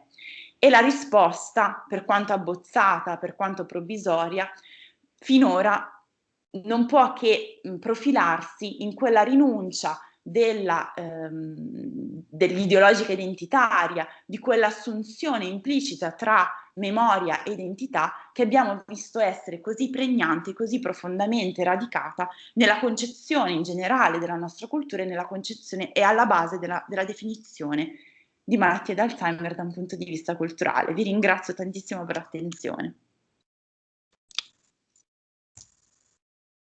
Grazie molte Gloria per l'intervento. Prego Donatella. Grazie veramente Gloria, molto interessante. Sentite, noi abbiamo pensato, visto che all'inizio abbiamo, non per colpa nostra, ma evidentemente abbiamo toccato i limiti di Teams, di mandare avanti ancora gli interventi e invece cercare di aprire un più corposo dibattito finale, anche perché io sarei molto curiosa di aprire un dibattito anche con i numerosi studenti di medicina che ci stanno seguendo, proprio perché ho la consapevolezza che non tutti abbiano familiarità con i temi, le ricerche, il vocabolario dell'antropologia medica. Quindi io penso che sia opportuno, anche per avere un pochino uno spazio dei temi, proseguire con gli interventi e alla fine dedicare maggior spazio al dibattito. Va bene? Vuoi presentare tu, Patrizia? Sì. Francesco Certamente. Diodati? Certamente, allora vi presento Francesco Diodati che ci parlerà di un'antropologia dell'assistenza, prospettive critiche sul burden nel caregiving in età avanzata. Francesco Diodati è dottorando in antropologia culturale e sociale presso il Dipartimento di Scienze Umane per la formazione Riccardo Massa dell'Università Milano Bicocca. Ha conseguito la laurea magistrale in antropologia culturale ed etnologia all'Università di Bologna e da allora si occupa di antropologia dell'invecchiamento e della cura. È attualmente impegnato in un progetto di ricerca che ha come obiettivo quello di indagare le implicazioni morali e politiche delle rappresentazioni della figura di caregiver nell'assistenza degli anziani. Nel 2020 premio internazionale Margaret Clark Award dell'Association for Anthropology and Gerontology con un manoscritto sulle rappresentazioni culturali della senilità e del caregiving in Italia durante il primo periodo pandemico e coautore di un reading sull'antropologia di invecchiamento e della cura in corso di stampa. Grazie. Sì, grazie a voi. Insomma, io oggi parlerò del concetto del caregiving burden, che è un concetto che ha avuto molta fortuna negli studi gerontologici, ma allo stesso tempo sono emerse diverse prospettive critiche. È stato evidenziato come sia mancata una definizione chiara della figura del caregiver e del concetto di caregiver burden, e quindi il rischio conseguente di avere interventi inefficaci. È stato sottolineato come sono stati spesso enfatizzati gli aspetti negativi della cura. La stessa metafora del peso assistenziale è stata associata a un linguaggio discriminatorio nei confronti degli anziani e soprattutto delle persone affette da demenza. E altre prospettive critiche hanno messo in luce la figura del caregiver, che si è delineata all'interno dei servizi sociali come un modello normativo fortemente idealizzato, che associa il caregiving familiare a una scelta intenzionale e lo definisce come una risorsa per i servizi sociali, qualcosa che andrebbe sanitari, qualcosa che andrebbe a coprire quello che è stato in realtà il trasferimento di responsabilità assistenziali a un pubblico di non specialisti all'interno delle trasformazioni recenti del welfare globale. Tale che è rimasta per esempio un'ambiguità nell'utilizzo del termine caregiver per riferirsi a chi lo fa a un proprio familiare sulla base di motivazioni affettivi, i caregiver informali, e chi invece lo fa sotto forma di compenso dovrebbe aver ricevuto una formazione adeguata a farlo.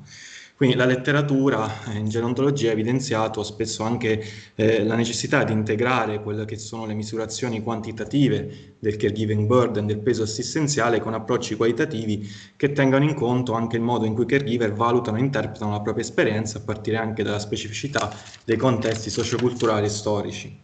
In realtà anche in antropologia ci sono state diverse prospettive contrastanti sul caregiving, perché da un lato abbiamo gli approcci umanistici che hanno interpretato il caregiving come un'attività morale infusa di empatia e compassione per gli altri, qualcosa che andrebbe dunque ad andare oltre quel concetto di cura che riduce la persona alle componenti organiche, piuttosto che prendere in considerazione le dimensioni della soggettività. In questo caso dunque vi è una critica forte al concetto di burden, che sarebbe dovuto appunto a questa visione della cura che svaluta le componenti emozionali e relazionali, considerandole inefficaci o comunque di un'efficacia molto minore rispetto a quelle che sono invece questioni di efficacia clinica e tecnica. Queste visioni spesso si è detto come il caregiving è stato abbandonato da una medicina moderna che è stata ossessionata dagli sviluppi tecnologici e dall'efficienza economica di pratiche e interventi, e quindi il caregiving è stato lasciato soprattutto ai familiari. Dall'altro lato invece abbiamo una parte di approcci marxisti e femministi molto critici che hanno invece criticato appunto fortemente questa idealizzazione del caregiving familiare, ovvero sia l'assistenza in famiglia sarebbe una fonte di riproduzione, di diseguaglianze di genere legate al colore della pelle, tale per cui il lavoro di cura è svolto sostanzialmente da donne e soprattutto da donne che vengono da paesi meno sviluppati e di una classe sociale inferiore. E quindi il burden qui ha una visione diversa, un senso diverso. Qui ho messo la citazione di Silvia Federici, che è una economista che si è battuta fortemente, una femminista che si è battuta fortemente per il riconoscimento di un salario al lavoro domestico. Vediamo proprio come il linguaggio stesso è un linguaggio simile a quello della gerontologia sul caregiver burden e ha un significato politico, perché per criticare quello che viene considerato un'associazione naturale fra cura, genere e colore della pelle e nazionalità, il burden invece la fatica è ciò che permette di rendere visibile il lavoro di cura proprio come un lavoro, qualcosa che costa fatica e che non è scontato, dunque che richiede anche una certa preparazione. È stato notato inoltre come nella sua espansione di questo concetto, a partire da differenti aree tematiche, l'accudimento di bambini, la cura degli anziani, questo mercato globale di cure prestate a una popolazione migrante, è mancata progressivamente anche una chiara definizione analitica, tale che ci si è chiesti se il concetto stesso di care e di caregiving abbia ancora una sua valenza per le scienze sociali. D'altronde è stato notato come la maggior parte degli studi sul caregiving sono stati fatti soprattutto in contesti anglofoni, in particolare in Nord America. Nel momento in cui si cercava di applicarlo anche a contesti altri, sono nati diversi problemi di traduzione, perché sembrava entrare in conflitto con quelle che erano invece visioni locali molto differenti sulla cura, in particolare sulla cura degli anziani. Difatti il concetto di caregiving ha un suo sviluppo storico che è legato anche al periodo di transizioni demografiche e di welfare, ovvero nel momento in cui si assisteva a un invecchiamento progressivo della popolazione, a una crisi del sistema pubblico di finanziamento, al welfare e ai servizi di cura e assistenza, è nata insomma una visione negli ambienti sanitari, nel pubblico di esperti, tale per cui si chiedeva di passare da un sistema di cura incentrato sulla singola patologia, a fronte anche di malattie per cui non vi era una guarigione, impossibilità di guarigione, a un sistema di cura invece più integrato e comprensivo degli aspetti soggettivi e relazionali della persona, quindi di mantenere gli anziani il più possibile autonomi nel proprio domicilio a fronte invece dell'utilizzo del ricovero residenziale, sviluppando anche attività di prevenzione che evitino il più possibile la perdita o la ritardino quantomeno il più possibile la perdita della non autosufficienza. E in questo passaggio vediamo che il care appare composto da due elementi. Da un lato abbiamo il caring about, quella che è la disposizione interiore a curarsi degli altri in modo disinteressato, un prendersi cura nei termini di un avere a cuore gli interessi dell'altro. Dall'altro invece abbiamo l'atto materiale, quello che dovrebbe derivare da questa disposizione. E in inglese vi è un utilizzo del termine care per parlare sia di quello che è il lavoro di cura e accudimento all'interno della famiglia, sia di quella che è invece l'assistenza formale e professionale. D'altronde il termine caregiver è un'espressione che in Nord America è utilizzato proprio dalle agenzie di assistenza domiciliare per promuovere le lavoratrici come le figure che si prendono cura dei clienti, il caso degli anziani che si prendono cura di loro trattandoli con umanità e dignità. Qui vediamo questa opposizione che si è creata tra cure calde umane da un lato e cure fredde e meccaniche dall'altro, in cui la casa viene contrapposta all'istituzione residenziale, in cui le cure di un familiare vengono contrapposte alle cure di un estraneo. Ci si è chiesti in che modo questa concezione duplice appartenga anche a paesi non anglofoni. Sappiamo che sono termini che indicano la cura degli anziani come una preoccupazione, un'ansia legata all'assunzione di una responsabilità. Quindi il caso dell'Italia è un punto di osservazione particolare, perché innanzitutto il termine caregiver è da poco che è entrato nel dibattito pubblico, anche se è ancora per lo più sconosciuto al linguaggio popolare ed è confinato in un pubblico di esperti. E inoltre l'Italia è sempre stata associata al modello di famiglia mediterranea, un modello per cui la cura degli anziani è ritenuto un obbligo del familiare. Quindi in questa ricerca di dottorato mi sono chiesto in che modo la figura di caregiver sia riconosciuta da diversi attori locali, che hanno differenti ruoli sociali. L'idea è stata quella di non mettere solamente, evidenziare quali sono le interpretazioni date dai caregiver, ma mettere in discussione proprio il termine stesso e la terminologia stessa di caregiver e caregiving. Mi sono chiesto anche come sono stati riconosciuti, come vengono riconosciuti i ruoli e i confini fra ruoli informali e formali, quindi comparando da un lato il caregiver familiare, che sarebbe appunto il familiare che si prende cura di un proprio caro, e dall'altro invece la figura di assistente familiare qualificato. Sappiamo che in Italia il sistema di assistenza agli anziani domiciliare si è retto progressivamente sull'utilizzo del badantato, sul fenomeno del badantato. L'assistente familiare dovrebbe essere, diciamo, il passo in più, quello che presuppone una figura che sia professionale, che sia riconosciuta, che sia preparata adeguatamente al lavoro di cura. E ciò ha generato anche diverse ambiguità nel momento in cui spesso i termini sono usati come sinonimi, quindi mi sono chiesto anche come vengono gestite queste ambiguità che emergono proprio negli spazi fra accudimento informale e assistenza professionale. L'Emilia Romagna, perché l'Emilia Romagna è stata la prima regione che in Italia ha riconosciuto la figura di caregiver familiare come figura che si prende cura in modo volontario e gratuito di una persona cara, anziana, parzialmente o completamente non autosufficiente. Ciò ha generato un dibattito anche molto forte rispetto ai termini volontario e gratuito. L'area dei servizi osservati è stata un'area che corrisponde a quella di un distretto sanitario e le interviste sono state semistrutturate perché ciò ha permesso di vedere come le persone si relazionano con le categorie che dovrebbero tradurre la loro esperienza, non solamente come le contestano meno, ma anche come riflettono criticamente su di esse e anche l'utilizzo strategico che ne possono fare per ottenere determinate risorse e forme di riconoscimento sociale. Ho messo la parte dei finanziamenti per evidenziare che non vi è stato nessun finanziamento né della regione né dei servizi che organizzavano, i servizi sociali che organizzavano appunto questo corso di formazione all'assistente familiare e anche gruppi di automutuo aiuto per caregiver, mentre la cooperativa sociale, il caffè Alzheimer e Parkinson lavoravano in cooperazione fra di loro. Vi è stata però una partecipazione di alcuni attori di questi servizi alla fase di ideazione e conduzione. Quindi li ringrazio anche se non posso nominarli per proteggere l'anonimato. Qui vi ho portato 2 studi di caso, quindi più che fare un'analisi, una restituzione estensiva dei temi che sono emersi nelle interviste, ho cercato di concentrarmi su 2 estratti. Uno proviene da un'intervista fatta a una caregiver familiare, l'altro invece proviene da un'intervista doppia realizzata con 2 assistenti familiari che partecipavano al corso. In questo caso parliamo di una persona che si è occupata in precedenza di sua madre. Io ho intervistato sia caregiver che erano nel mentre del loro percorso di assistenza, sia persone che invece raccontavano un'esperienza capitata al passato. E dice appunto di aver fondato questo gruppo di autoaiuto perché voleva creare un gruppo di supporto per le donne e per chi sta facendo lavoro di cura. Dice le 2 cose spesso coincidono. L'idea era trovare una valvola di sfogo, un posto dove confrontarsi e cercare di ridurre il senso di colpa. Su questi sensi di colpa dice è normale avere sentimenti ambivalenti. Io stesso ho avuto certi scatti di ira con mia madre.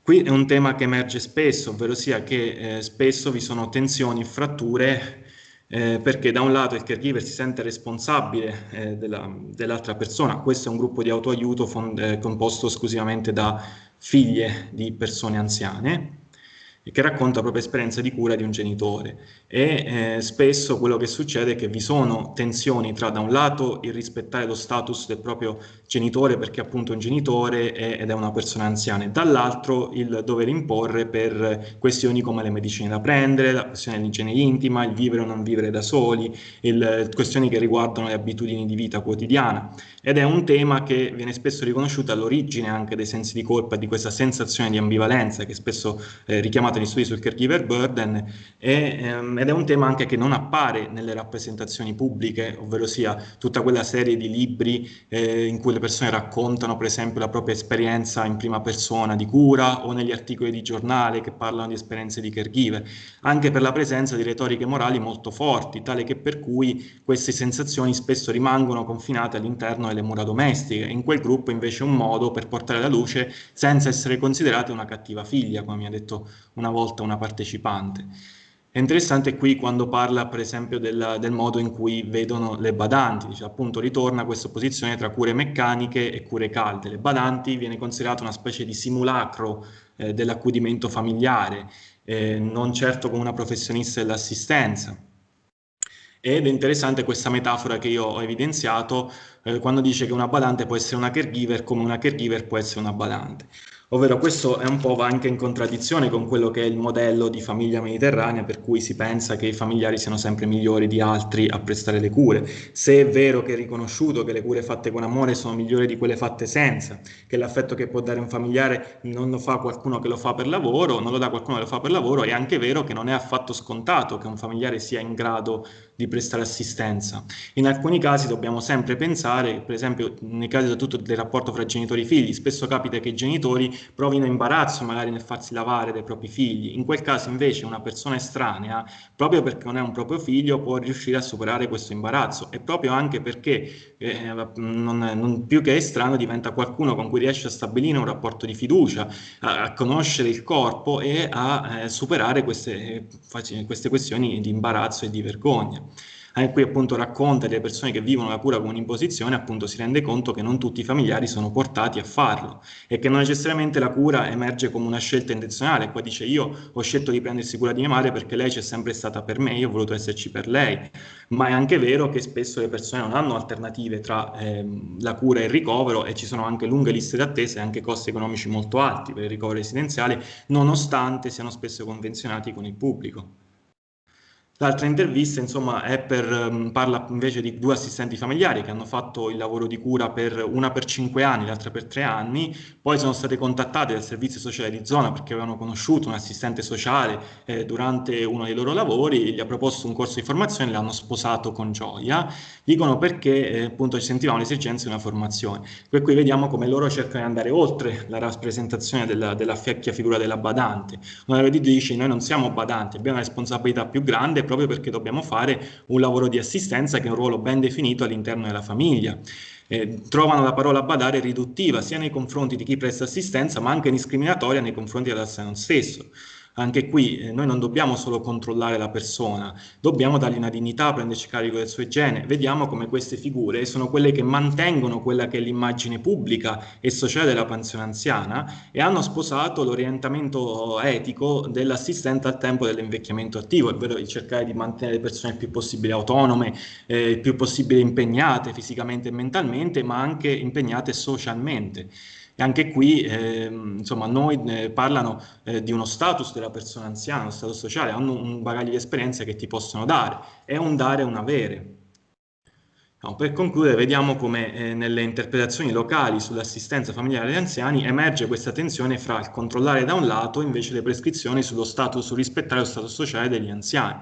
Vediamo anche appunto come l'opposizione morale fra motivazioni affettive da un lato, affetto e amore dall'altro, è qualcosa che ostacola il riconoscimento sia di chi presta assistenza per lavoro sia di chi lo fa all'interno della famiglia. Certo, le assistenti familiari non ricevono una preparazione come quella che può essere di altri operatori, come quella delle infermiere. È anche vero che se noi sosteniamo l'importanza di di professionalizzare questo lavoro, del fatto e soprattutto riconosciamo il fatto che l'assistenza agli anziani è stata prestata anche e soprattutto attraverso una figura di badanti, la figura delle badanti, questa tipologia insomma di riconoscimento tra opposizione tra cura e prendersi cura è qualcosa che ostacola una considerazione del loro lavoro che le collochi come professionisti dell'assistenza più che dell'accudimento.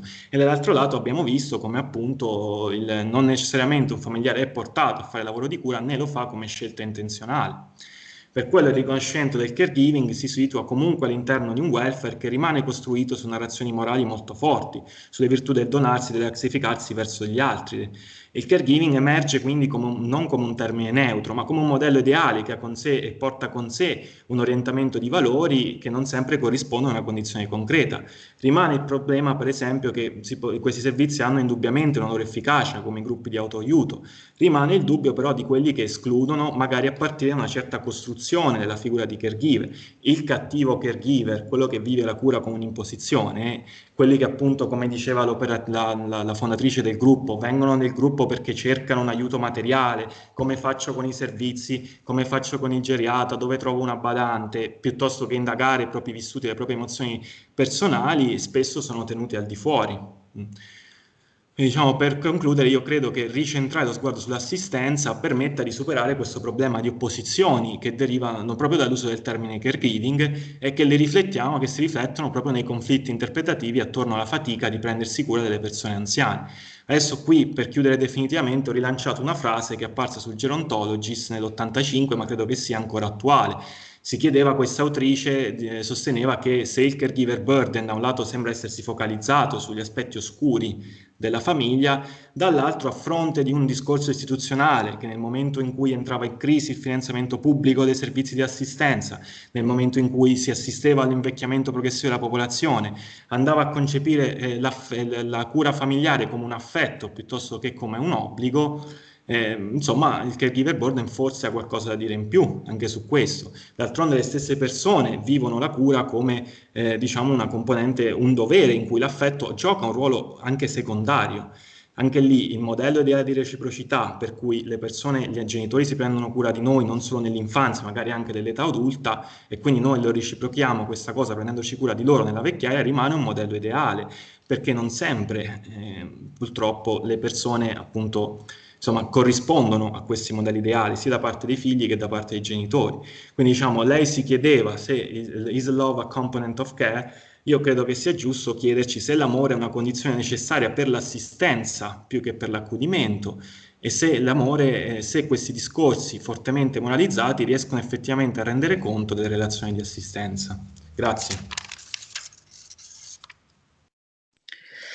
Grazie, molto bene, estremamente interessante. Diamo la parola al nostro primo discussant, Alessandro Cavarape, e anche a una Senz'altro. prima sessione di domande, no? Grazie a tutti, grazie a te Patrizia. Io ho ascoltato tutte le relazioni francamente con un misto di smarrimento e perplessità, perché mi sono veramente reso conto quanto il linguaggio dell'antropologia sia distante da quello della medicina. Cioè, ho avuto l'impressione spessissimo che vivessimo in due mondi paralleli, cioè ci occupiamo delle stesse problematiche ma con un linguaggio e un approccio completamente diverso. E io confesso la mia assoluta inadeguatezza, che ti avevo già manifestato, nel senso, ma io che cosa ci vengo a fare in un convegno del genere, perché ero ben consapevole di non avere strumenti, competenze, soprattutto linguaggio. E ti dirò che ti confesso che la mia perplessità è anche più accentuata adesso, però cercherò di trarre qualche conclusione per me. Io veramente ho seguito tutti gli interventi con grandissimo interesse e lo smarrimento deriva anche dal fatto che noi come clinici spesso, anzi ormai è storicizzato il fatto che abbiamo sottovalutato completamente certi tipi di tematiche. Quando la collega ha detto che un geriatra a un certo punto ha parlato del paziente con Alzheimer come di fatto come un australopiteco funzionale, è stata una persona, un clinico sicuramente di grande esperienza, che con una affermazione del genere veramente primitiva ha però forse dato corpo a una frustrazione, che è la frustrazione del medico di fronte a certi tipi di patologie. Quando la medicina ufficiale, basata sui meccanismi che noi abbiamo tutti studiato all'università, si deve fermare perché non c'è terapia farmacologica che serva se non a limitare alcuni episodi distruttivi, diciamo, delle relazioni o l'agitazione psicomotoria. Quando non c'è più la capacità di comprendere oltre quello che noi vediamo, quando non c'è più la speranza di un qualsiasi miglioramento, viene fuori la frustrazione. Probabilmente quelle sono le parole di un medico anche sensibile, anche se sembrano primitive, frustrato perché non ha più i mezzi per poter andare avanti. L'altro versante che mi ha veramente molto interessato è quest'ultimo dell'assistenza, è quello dell'assistenza alle persone anziane affette o meno da demenza. È il problema dei nostri giorni e sarà il problema del futuro. Solo recentemente, durante un convegno a cui abbiamo partecipato sulle dinamiche della inclusione, quindi della differenza uomo-donna, ho avuto modo di ricordare che nel 70% dei casi il caregiver è donna e si porta dietro come donna non solo il peso dell'assistenza, che è l'assistenza al proprio familiare, ma può essere l'assistenza a chi familiare non è, e al peso della propria esistenza, è il fatto che il caregiver soffre di per sé della patologia del caregiver, cioè della persona che a un certo punto riassume su di sé le problematiche della persona assistita, trascura la propria stessa salute e non è in grado a un certo punto di andare avanti. Il problema di chi deve essere il caregiver penso che ci porterebbe a discutere fino a domani mattina, perché tutte le riflessioni che il collega ha così brillantemente enunciato sono riflessioni che per noi sono pane quotidiano. Allora, il familiare o il professionista? Il professionista o il familiare devono essere in qualche modo informati educati, in qualche modo formati a prestare un'assistenza che non è soltanto assistenza a un corpo, ma è un'assistenza a una persona che non è più la persona che il caregiver ha mostrato. È il dramma della demenza e il disconoscimento di sé, e abbiamo sentito il disconoscimento dell'altro, e questo per il caregiver è particolarmente frustrante. Io, leggendo attentamente, per quello che mi è stato concesso, il testo di quelle interviste che sono state fatte ai caregiver, ho trovato tutti i problemi e tutti i drammi che viviamo tutti i giorni, e mi sono venuti dei dubbi. Chi deve essere il caregiver oggi? Il familiare è sufficiente? E abbiamo visto che i familiari spesso sono inadeguati, spesso non riescono più a tollerare quella situazione, per cui preferiscono prendere la persona e metterla in un istituto dove qualcuno professionalmente più preparato si prende cura della persona stessa. Ma in questo stesso momento sorgono i sensi di colpa di una società che colpevolizza il figlio che mette il genitore presso un istituto. Un dramma che non possiamo sottovalutare. E poi a un certo punto pensavo come, e poi mi taccio perché do anche spazio ai vostri commenti, pensavo come da più parti, in molte società che non sono la nostra società basata sulla famiglia, che fra l'altro è una società che si andrà rapidamente e inevitabilmente destrutturando quando la famiglia, così come l'abbiamo concepita fino ad oggi, non esisterà più, esisterà in maniera minore.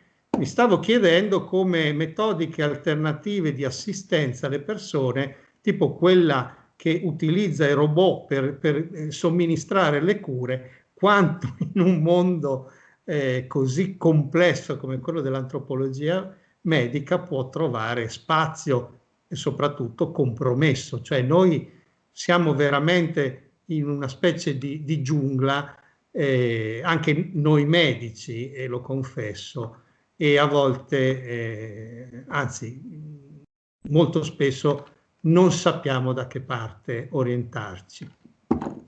Bene, a questo punto io direi che è il momento di sia tra i relatori, tra di loro, e sia anche con il folto pubblico che ci ha raggiunto, dare spazio a domande, curiosità, dubbi e quant'altro. Sì, potete prendere la parola direttamente, no? La chat è molto ampia, non riusciremo a seguire tutti i 300 contatti, quindi chi ha piacere di parlare, di commentare, sia tra i relatori sia tra chi ci sta ascoltando, volentieri prendete la parola direttamente, siete tutti abituati.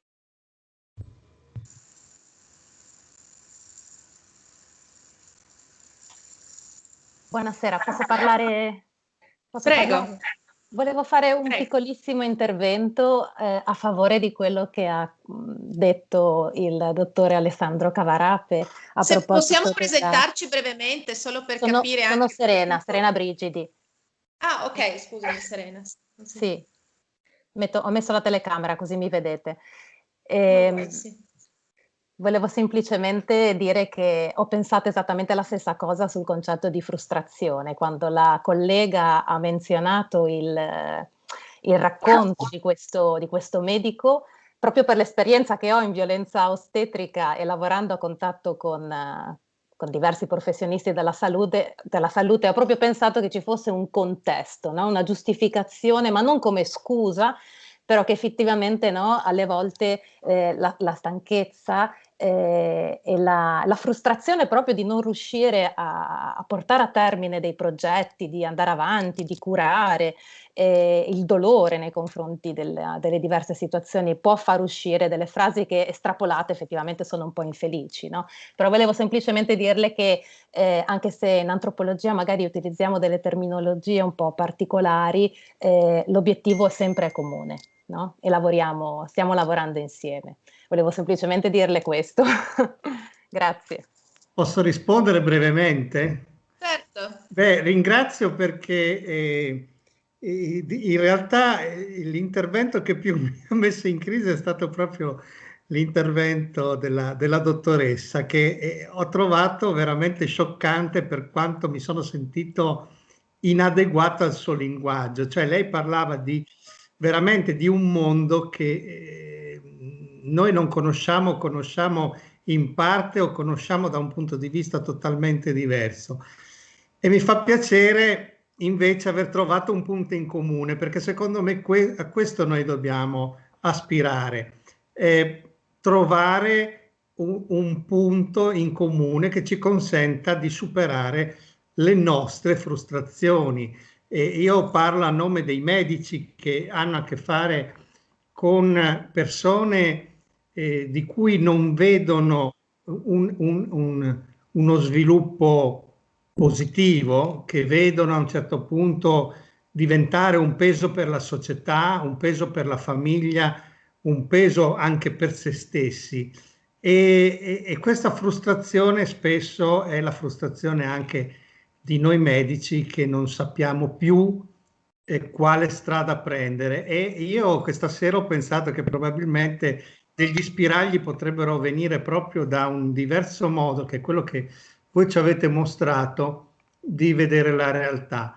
Ma a me piacerebbe invece, e poi rilancio quindi la discussione, sentire un po' l'opinione di qualcuno dei tanti e tante studentesse in medicina, soprattutto in scienze infermieristiche, perché sono il futuro della nostra assistenza. Vorrei sapere da loro che cosa hanno tratto da questa serata e quali sono le loro certezze, se ne hanno adesso, perché hanno scelto la loro professione e che cosa pensano di quello che hanno sentito questa sera.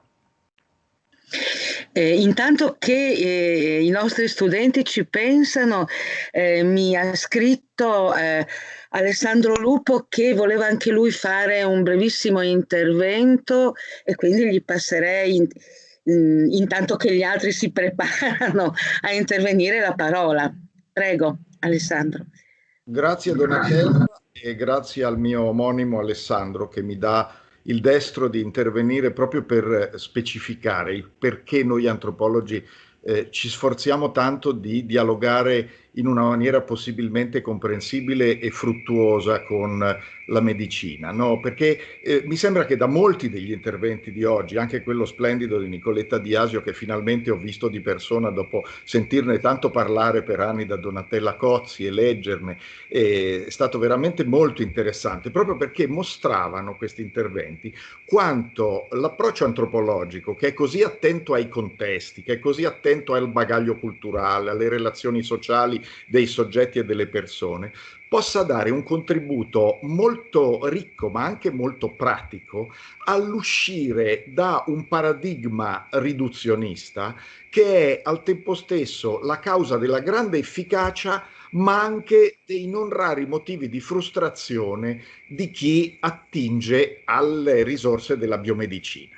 Perché se una caratteristica, viva Dio, perché ripeto è una delle ragioni della sua efficacia, la biomedicina ce l'ha, è quello di, concentrandosi sugli aspetti che ci rendono tutti simili come esseri umani, cioè gli aspetti corporei, di poterli trattare tutti con dei protocolli sperimentati che rendono efficace l'intervento. Io, che sono pochi anni fa stato protagonista di una apparizione della malattia che mia madre aveva avuto nel 78, cioè una maculopatia essudativa, adesso che esiste il Lucentis, l'ho controllata fino adesso, incrocio le dita, eccetera, con enorme efficacia, perché la biomedicina funziona in infiniti casi, no?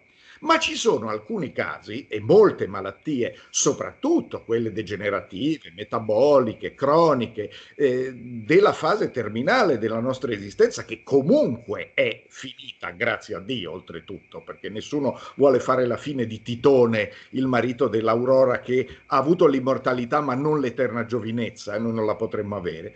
Su quelle, ma quale frustrazione può avere un medico che non ha gli strumenti per evitare la senescenza, per evitare il decadimento di un corpo, no? Veramente c'è un momento di chiedersi: ma chi me lo fa fare se io non posso portare quella soluzione al problema organico, a quel disease che vedo come il principale problema? Io credo che proprio questa presa di consapevolezza che esistono tanti aspetti di una stessa problematica, tanti modi di definire ciò che noi, se lo pensiamo come natura, è monolitico, e invece se lo andiamo a vedere nei contesti cambia. L'esempio di Nicoletta Di Asio ci faceva capire benissimo quanto sia difficile stabilire quale sia l'età adeguata per essere donna, madre, mestruante, compagna, eccetera. Tutto varia nelle società umane, ma non solo perché varia nelle manifestazioni somatiche dei soggetti, ma perché varia nei modi socialmente e storicamente definiti attraverso cui le società riconoscono lo status di giovane e di anziano, la condizione di disabile, la persona.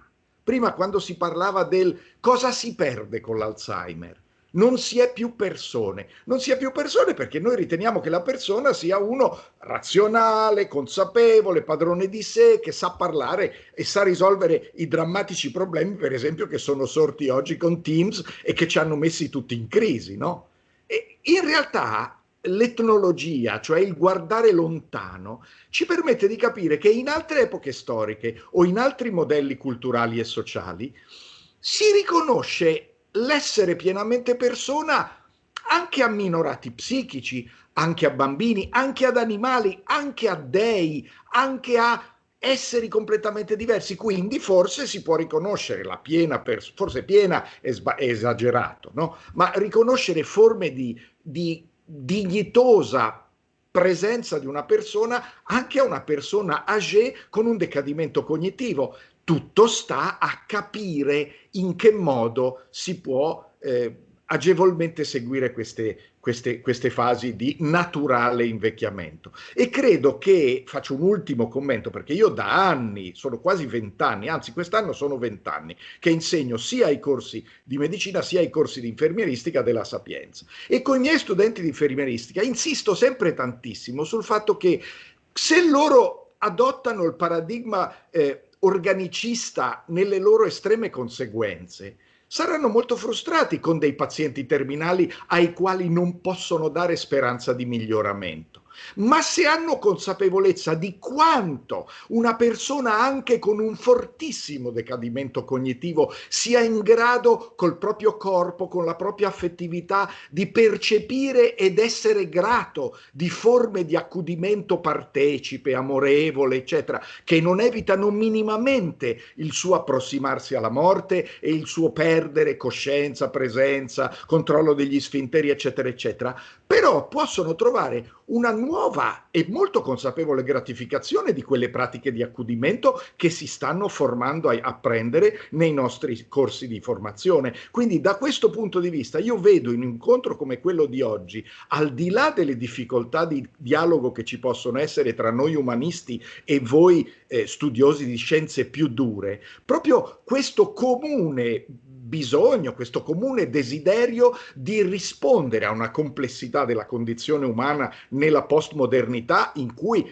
l'invecchiamento della popolazione è un fatto drammatico con cui si dovrà avere a che fare, combinando dei saperi che si rafforzano vicendevolmente. Quindi da parte nostra non c'è mai la sensazione o la volontà di sminuire le competenze di una biomedicina al cui potere, anzi, con grande fiducia ci affidiamo, adesso facendo i vaccini, domani facendoci accudire quando saremo dementi o quando cominceremo ad esserlo, ma sì cercando di aiutarvi a incrementare quelle parti delle vostre professioni che si basano magari su dei saperi di alta tecnicità, no? Non tanto basati sul farmaco, sulle protesi, sugli interventi chirurgici o riabilitativi, ma su forme di accudimento che siano consapevoli di quelle che sono le esigenze e le risposte che si possono dare ai pazienti. No, io credo che le conferenze, le relazioni che sono state presentate oggi sono proprio emblematiche in questo, nel mostrare la ricchezza di prospettive e la variabilità dei singoli contesti che solo un'etnografia attentamente prodotta possono mostrarci. Scusatemi se non sono stato sinteticissimo, ma mi premeva dire che vedo molto riuscito da questo punto di vista la serie di interventi che ci sono stati. Grazie Donatella, grazie Patrizia e grazie Alessandro. Avremmo anche una richiesta da parte di Gloria Frisone e poi lasciamo spazio alle domande dei non, come dire, dei nostri molteplici ospiti. Sì, no, volevo fare una precisazione rispetto all'intervento che avevo condiviso con voi del geriatra che parlava dell'Australopithecus. In realtà è una precisazione che ritengo doverosa nei suoi confronti e di tutto il mondo medico che ho conosciuto, che ho interrogato, insomma intervistato, perché ho trovato davvero una disponibilità. Quindi quando parlavo veramente di questo approccio emico interessato a cogliere il punto di vista anche in ambito clinico, con assoluta umiltà anche da parte dell'antropologo, umiltà che io ritengo proprio un dovere metodologico dell'antropologia, la disponibilità di tutti i professionisti della cura ad aprire le proprie riflessioni, a condividerle con me e a condividere anche degli aspetti molto problematici, non solo di frustrazione legate al fallimento di una terapia, ma anche di una frustrazione legate alla riflessione su di sé. Quindi questo geriatra, quando in realtà mi ha condiviso con me questa sua riflessione, ha rivelato anche una profonda fragilità e un profondo imbarazzo nel non riuscire a dirlo diversamente, di fronte alla sua stessa paura di ritrovarsi in condizioni che lui stesso stava osservando nei pazienti o che lui stesso aveva ascoltato. Come dicevo prima, a volte vengono riportati degli aneddoti clinici o delle storie, si parla attraverso la voce del paziente. Insomma, giusto per chiarire l'estrema sensibilità che io ho incontrato, l'estrema disponibilità da parte del mondo medico e anche la rarità, insomma, di determinati interventi, e io ritengo anche la sincerità di questa persona a confessare anche una riflessione di tale portata, che lui mentre la condivideva manifestava visibilmente un certo imbarazzo, quindi senz'altro è stato doloroso da parte sua. Ok, semplicemente questo. Dottoressa, non avevo dubbio che fosse così, anzi aggiungerò di più, lei ha detto che l'umiltà è un dovere dell'antropologia, in realtà anche la medicina dovrebbe avere il dovere dell'umiltà, cioè l'umiltà dovrebbe far parte dell'antropologia e della medicina e di ogni altra scienza, perché senza umiltà non si ottiene alcun tipo di risultato dal punto di vista di quello che noi ci prefiggiamo, che è il sollievo delle pene dell'uomo. Grazie infinite. Bene. Riprendiamo l'invito del professor Cavarape, anche di Donatella e di tutti noi nell'accogliere eventuali commenti, dubbi, domande di chi ci ha ascoltato, anche dei tanti studenti ancora presenti e studentesse. Potete anche scrivere le vostre domande, ora forse riusciamo a, eventualmente non voleste parlare direttamente, riusciamo a leggerle, almeno parlo per la sottoscritta che può seguire la chat in questo momento.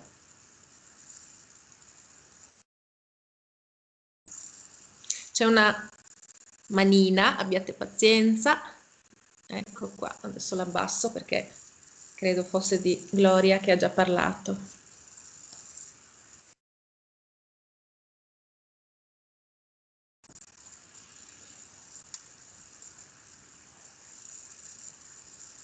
Forse potremmo anche discutere tutti insieme in merito alle diverse prospettive che abbiamo, non solo quali medici antropologi, no? Ma anche all'interno della stessa biomedicina, no? Qui per esempio ci sono studenti appunto di scienze infermieristiche, ma anche di geriatria, ma anche di educazione professionale, ma anche, no? Sono già in questo contesto presenti diverse modalità di approccio a questa tematica e probabilmente abbiamo anche posto l'attenzione a dimensioni differenti o elementi differenti proprio grazie alle nostre lenti interpretative, quindi sarebbe interessante confrontarci anche da questo punto di vista. Nessuna domanda? Buongiorno, io avrei una domanda. Sono Prego. studentessa di medicina e io volevo chiedere, dato che spesso magari in medicina si utilizza spesso l'aggettivo della patologia assieme al nome paziente, per esempio il paziente diabetico oppure il paziente neurologico, magari per mantenere quest'idea, comunque il fatto che comunque siamo di fronte ad una persona, non sarebbe a volte meglio utilizzare espressioni del tipo una persona con diabete oppure una persona con una patologia neurologica, appunto per non deumanizzare? Grazie. Chi vuole? Posso rispondere? Prego, certo. Allora, per quanto riguarda la persona con diabete, ti assicuro che ufficialmente nei siti che vai a vedere per avere dimostrazione, nei siti ufficiali che trattano della patologia diabetica non si parla mai di diabetici ma di persone con diabete, anche diciamo, nella tematica legislativa si parla di persone con diabete, quindi se questo è un timore, diciamo che da certi punti di vista ci siamo molto evoluti nel corso degli ultimi anni.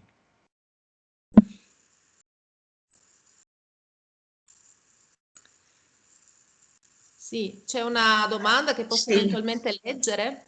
Sì, leggila. Sì, di Chiara che dice: volevo chiedere come si sposa la necessità medica di utilizzare la statistica, l'oggettività e la velocità in certi casi con quello che è un'analisi antropologica che, se ho colto bene, è molto più lunga, elaborata e personalizzata. Direi che sta toccando un po' un punto nodale.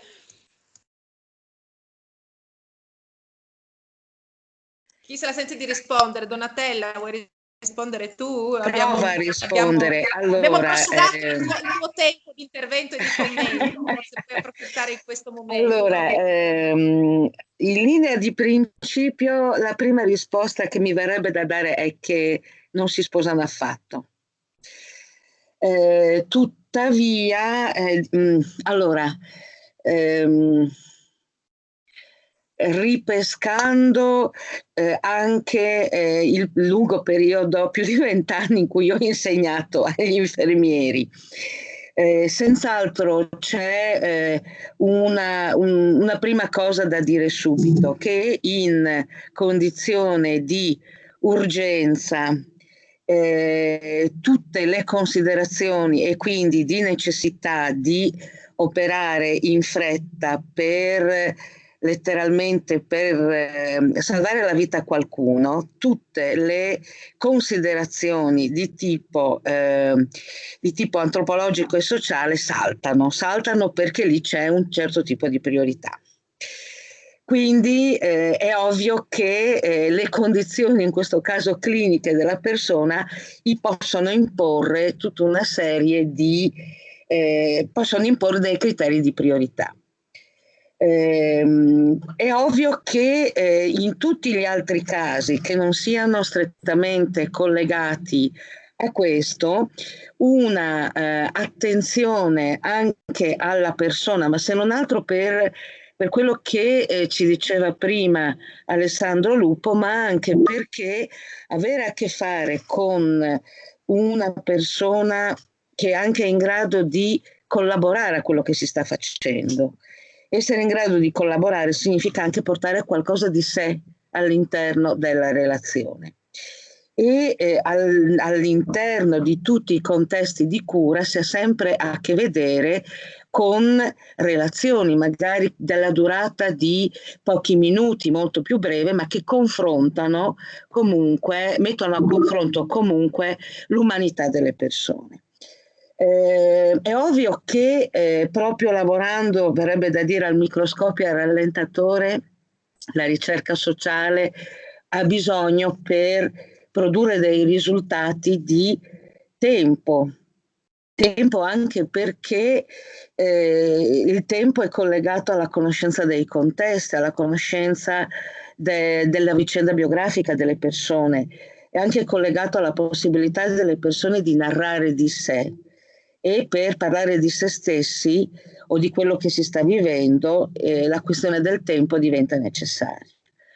Quindi sono due preoccupazioni diverse, tra l'altro.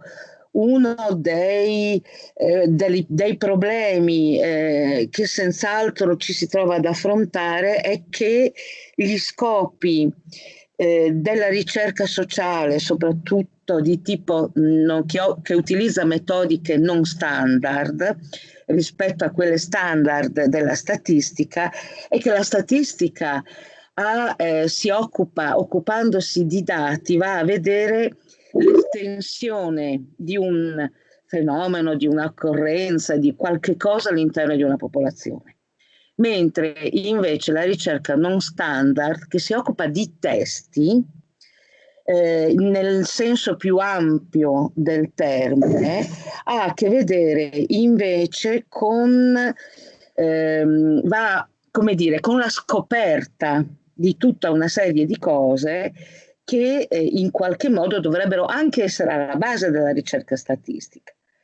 Uno dei problemi, però lì entriamo in un discorso di epistemologia scientifica che non è il caso di affrontare qui, è proprio quello che ogni tanto sembra che la statistica conosca già i fenomeni sui quali vuole indagare, tutti i fenomeni.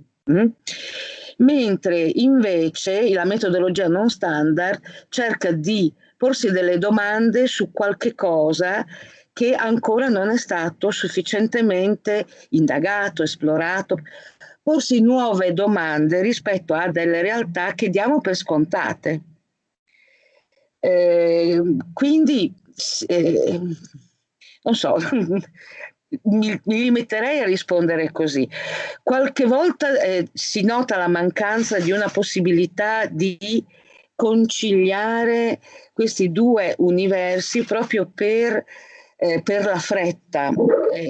Ci sono assolutamente delle situazioni che legittimano l'urgenza, quindi la necessità di operare in fretta e velocemente, altre dove sembra che la fretta sia, sembra che la fretta sia istituzionalizzata o istituzionalmente organizzata. Questo fa la differenza, secondo me.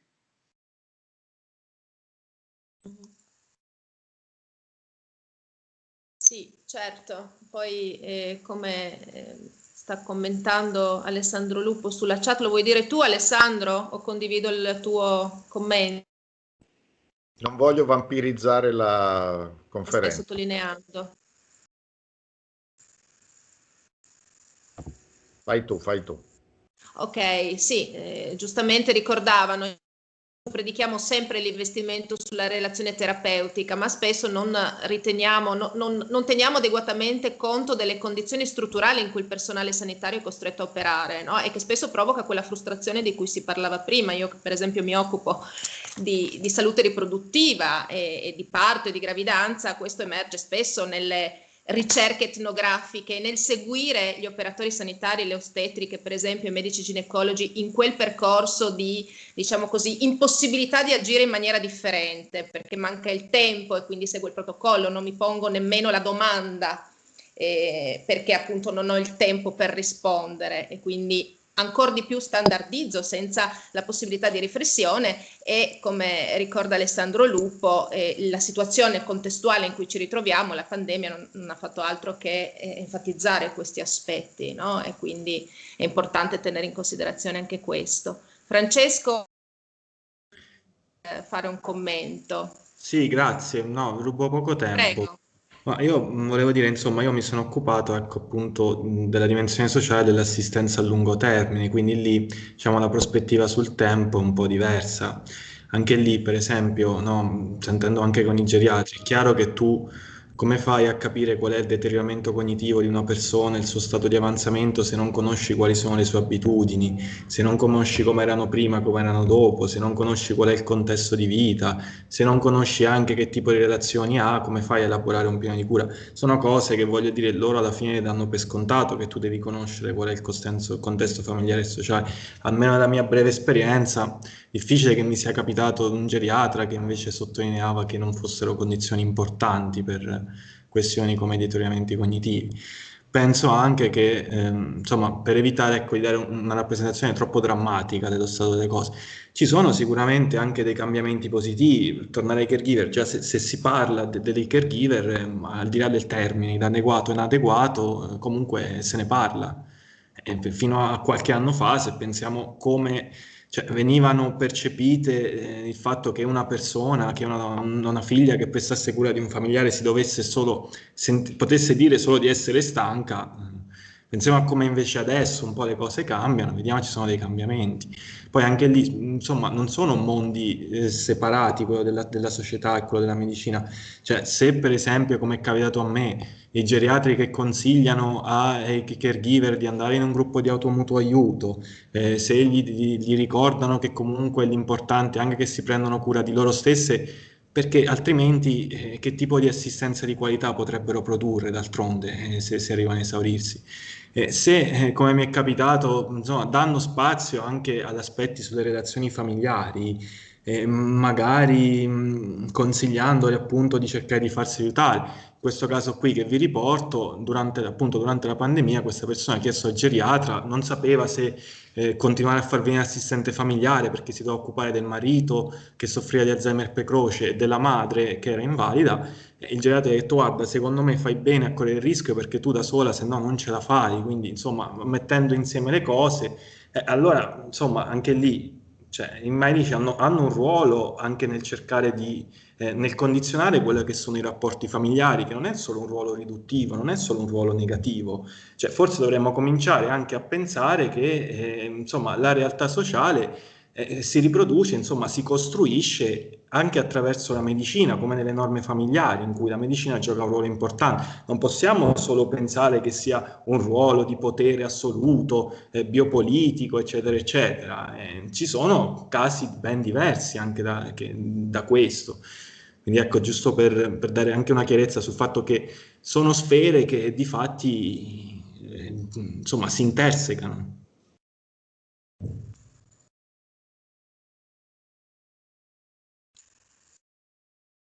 Benissimo, grazie Francesco. C'è qualche altro intervento?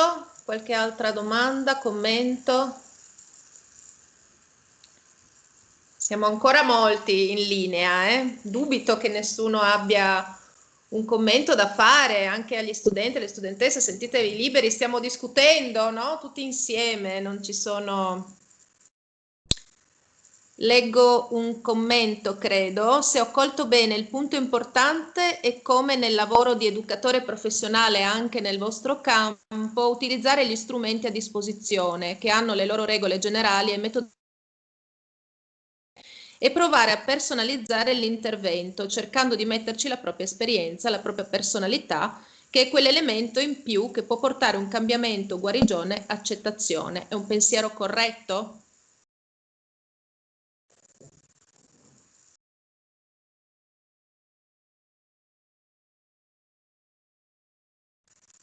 Commento io brevemente, certamente è un pensiero corretto, ognuno con i propri metodi, i propri strumenti, le proprie prospettive, no? Io credo che il grande sforzo che emerge anche oggi è proprio quello di cercare in qualche modo di integrare fin dove è possibile strumenti e prospettive che sono senza dubbio diversi, ma spesso anche i nostri obiettivi sono diversi, no? Dipende molto da che cosa ci interessa, da che cosa è preponderante in quel momento, e anche la capacità di scegliere una prospettiva o un metodo o uno strumento è parte di questo percorso, no? In alcune situazioni o nella comprensione di alcuni processi, la ricerca qualitativa, cioè la ricerca che va in profondità, che cerca di spiegare il perché delle cose, il senso delle cose, non solo il come dei processi, secondo me è fondamentale, dovrebbe affiancarsi sempre, mi permetto di dire, o quando possibile.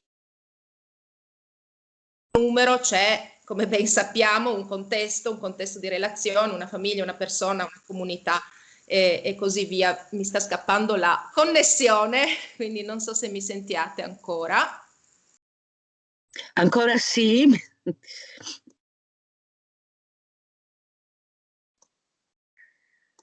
In questo momento Sì, è scappata la connessione.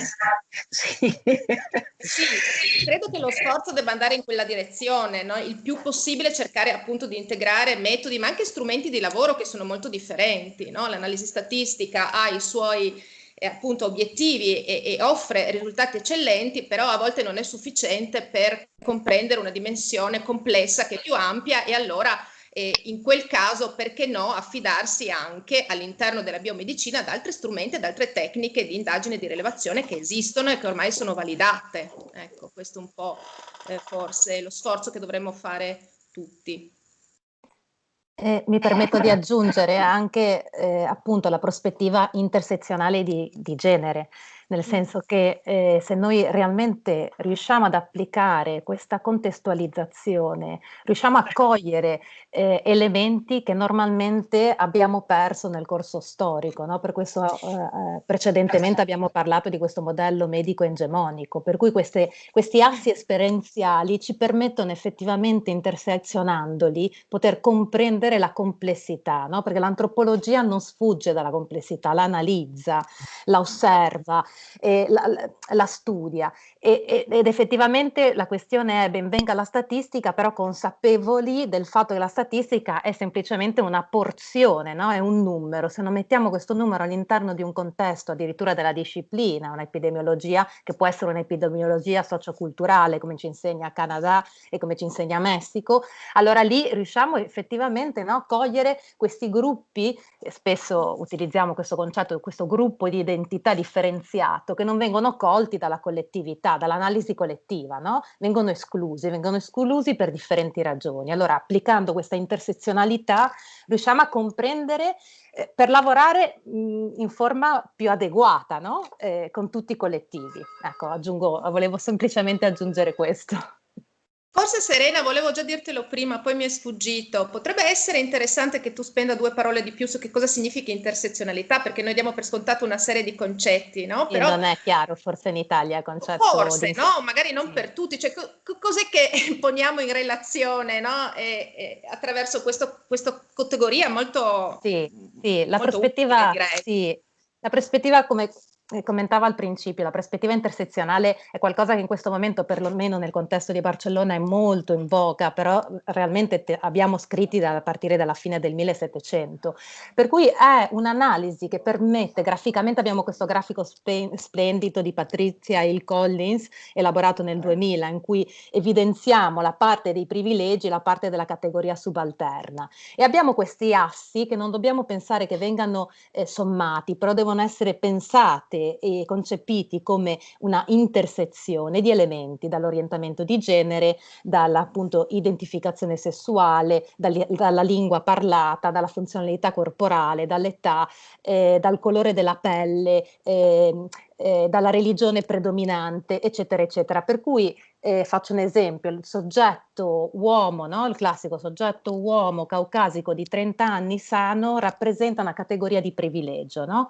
Però una categoria di privilegio può rappresentarlo anche una donna che effettivamente è caucasica e è una donna sana e fertile, no? Perché la compagniera prima parlava anche appunto della questione della fertilità. Per cui come questi elementi vengono analizzati da un punto di vista di categoria di privilegio, che è un elemento fondamentale nella politica pubblica, no? In questa possibilità di sviluppare una pedagogia attiva. Eventualmente poi passo un grafico o qualcosa un po' più d'approfondimento. Grazie Serena. Grazie. Vorrei leggere una domanda che è rivolta al direttore della scuola di gerontologia, il professor Cavarappe. Se nella sua esperienza nota una certa marginalità della gerontologia all'interno del corpo medico e se questo non contribuisca a rendere il lavoro degli infermieri e dei gerontologi ancora più difficile. Agli antropologi vorrei chiedere se in Italia esistono studi antropologici che si propongono di studiare le tecniche, per esempio interazionali, che utilizza il personale medico a non scambiare.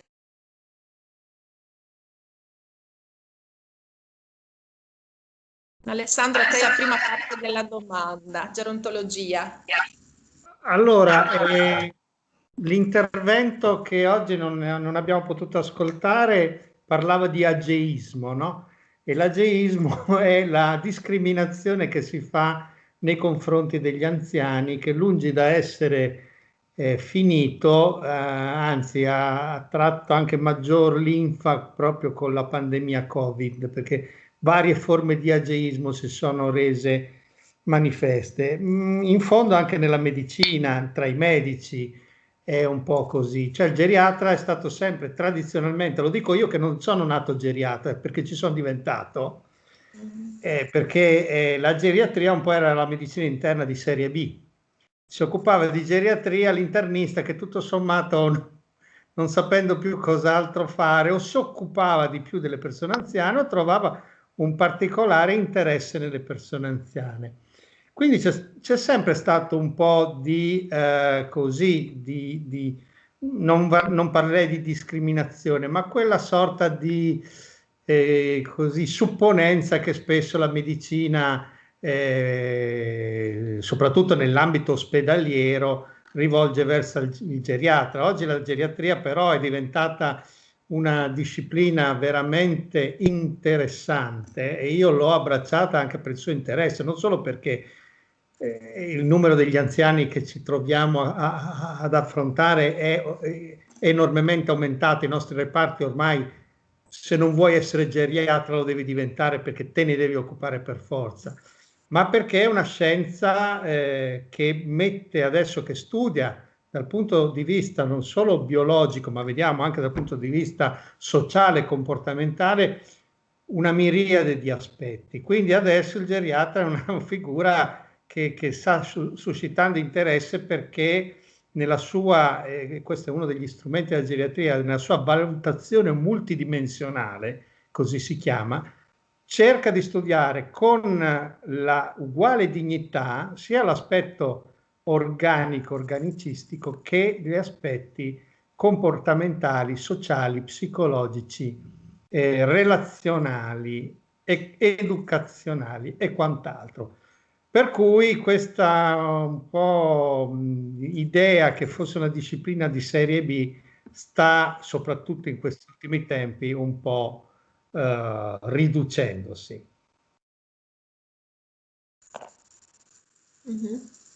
Benissimo. Leggo ancora un commento. Secondo me gli interventi sono stati molto utili, soprattutto l'ultimo sulla sindrome di Turner, anche perché risultava più comprensibile per me che faccio medicina. In effetti noto spesso che non ci viene mostrata la prospettiva della persona malata, ci viene presentata la malattia senza comprendere pienamente cosa vuol dire veramente la malattia per la persona malata. Ciò poi non permette di curare il paziente nella totalità degli aspetti, quindi vorrei davvero ringraziare per aver mostrato questa prospettiva, che è un po' in linea con uno dei commenti arrivati sulla chat di Alessandro Lupo, no?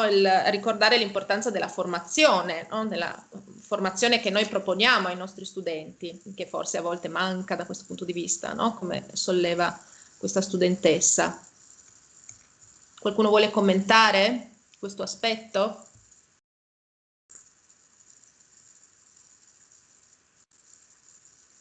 Vuoi che lo faccia io?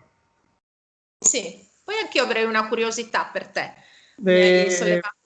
Commento dicendo che ci stiamo lavorando. È chiaro che per conoscere la medicina abbiamo, soprattutto in questi adesso, la necessità di porre l'attenzione su una miriade di aspetti biologici. Non perdiamo mai di vista, però, ti assicuro, l'aspetto umano della vicenda, della storia naturale, non della malattia, ma della persona con malattia. Non lo perdiamo mai di vista. Io ti rassicuro sul fatto che con la pratica nei reparti vedrai che questo aspetto verrà considerato nella importanza che ha. Avevo una curiosità, Alessandro. Io ho incrociato così nei miei brevi percorsi su questo tema termini come, non in Italia, ma non me ne sono occupata, quindi magari è colpa mia, diciamo così, termini come gerontologia sociale, social gerontology, geriatria sociale. Ho visto che in alcuni paesi, per esempio paesi che io ho frequentato abbastanza, paesi latinoamericani, questa etichetta già indica una disciplina autonoma, una subdisciplina, un'area specifica di ricerca. Cioè in Italia anche così, cioè c'è Sì, esistono queste aree di interessi che sono anche multidisciplinari, per carità, perché guarda, non c'è una materia come la geriatria e gerontologia che forse la psichiatria è un'altra di quelle diciamo branche della medicina che sono per osmosi molto a contatto con altre discipline. Esiste sicuramente sì, sicuramente sì. Ci sono anche professionisti che si occupano di questo nell'ambito delle società scientifiche. Certamente sono tutti, diciamo, approcci e campi di studio che spesso ci derivano da esperienze di paesi esteri più forse sensibili a queste tematiche, ma insomma in Italia abbiamo le competenze e direi anche la sensibilità giusta per poterci occupare perfettamente di queste tematiche, se non altro perché la cultura umanistica di questo paese alla fine è quella che fa la differenza, anche nell'approccio alla persona malata. Non dimentichiamolo. Non dimentichiamo. Va bene, grazie. C'è ancora qualche domanda, qualche commento finale?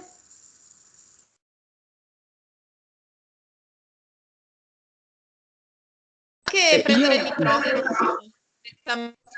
senza che io legga, può risultare magari noioso. No, più che altro io sono veramente rammaricata, ma ho fissato un ricevimento studenti per una questione particolare, imprudentemente alle 18, ma ho dovuto, come dire, negoziare questo orario e con grande rammarico ma vi devo lasciare per entrare in un altro Teams virtuale. Va bene, non da te, terminiamo di fare. Poi per risolvere tutte le varie questioni organizzative ci sentiamo con calma. C'è una domanda per Nicoletta Diasio, che a questo punto dovrebbe poterci sentire ancora. Quali possono essere i metodi, strategie, consigli per facilitare l'integrazione delle ragazze con sindrome di Turner nei gruppi di pari in campo scolastico, ad esempio per lo sport, attività fisica, gioco, inteso come momento di condivisione di esperienza e crescita collettiva, e se l'esercizio fisico in questo senso può essere un aiuto al paziente. Grazie per la domanda. Mi sentite, mi vedete? Sì. Sì. Grazie molte. Volevo intervenire anche prima, ma molte cose sono state dette. Allora, per quello che riguarda l'integrazione scolastica è interessante perché la sindrome di Turner può portare anche dei problemi a volte a scuola, delle lentezze per esempio nella scrittura, nella geometria, in alcuni campi, e uno dei campi è anche quello delle attività motorie, per cui delle attività motorie dette fini, insomma, precise. Con una certa ambivalenza, sinceramente non saprei dare un consiglio, sicuramente fare attenzione alla persona e a quello che quella persona precisamente desidera, parlandone a parte, perché come dire, il percorso di ognuno è talmente diverso a seconda del momento in cui la sindrome è stata scoperta, il tipo di cura che si fa, il tipo di accompagnamento sanitario ma anche familiare e sociale, che le risposte sono per forza individualizzate. Riguardo all'attività fisica, noi abbiamo visto due atteggiamenti un po' diversi. Da un lato la volontà a ogni costo anche di sentirsi integrate, di come dire, e fare in modo che la propria specificità sia presa in considerazione. Per cui, per esempio, molte raccontano come la danza oppure la ginnastica acrobatica o altri tipi di ginnastica di questo tipo, in cui la bassa statura sono più delle opportunità che come dire, che dei limiti, possano essere prese in considerazione e possano essere valorizzate. Altre bambine e ragazze, penso soprattutto alle più giovani le nostre interlocutrici, al contrario, non hanno voglia che questa differenza sia messa davanti, sia messa sulla scena, e per cui sono più come dire, in un processo, non dico di nascondimento, ma di voler essere assolutamente come gli altri. Per questo ho un po' di difficoltà a dare una risposta precisa, ma penso che le risposte vadano costruite ascoltando le bambine, ascoltando anche i loro genitori, ascoltando un po' tutto il gruppo familiare. E è chiaro che questo però implica avere molto più tempo e uscire da quelle difficoltà strutturali che si incontrano nella scuola e non solo in campo ospedaliero, per esempio.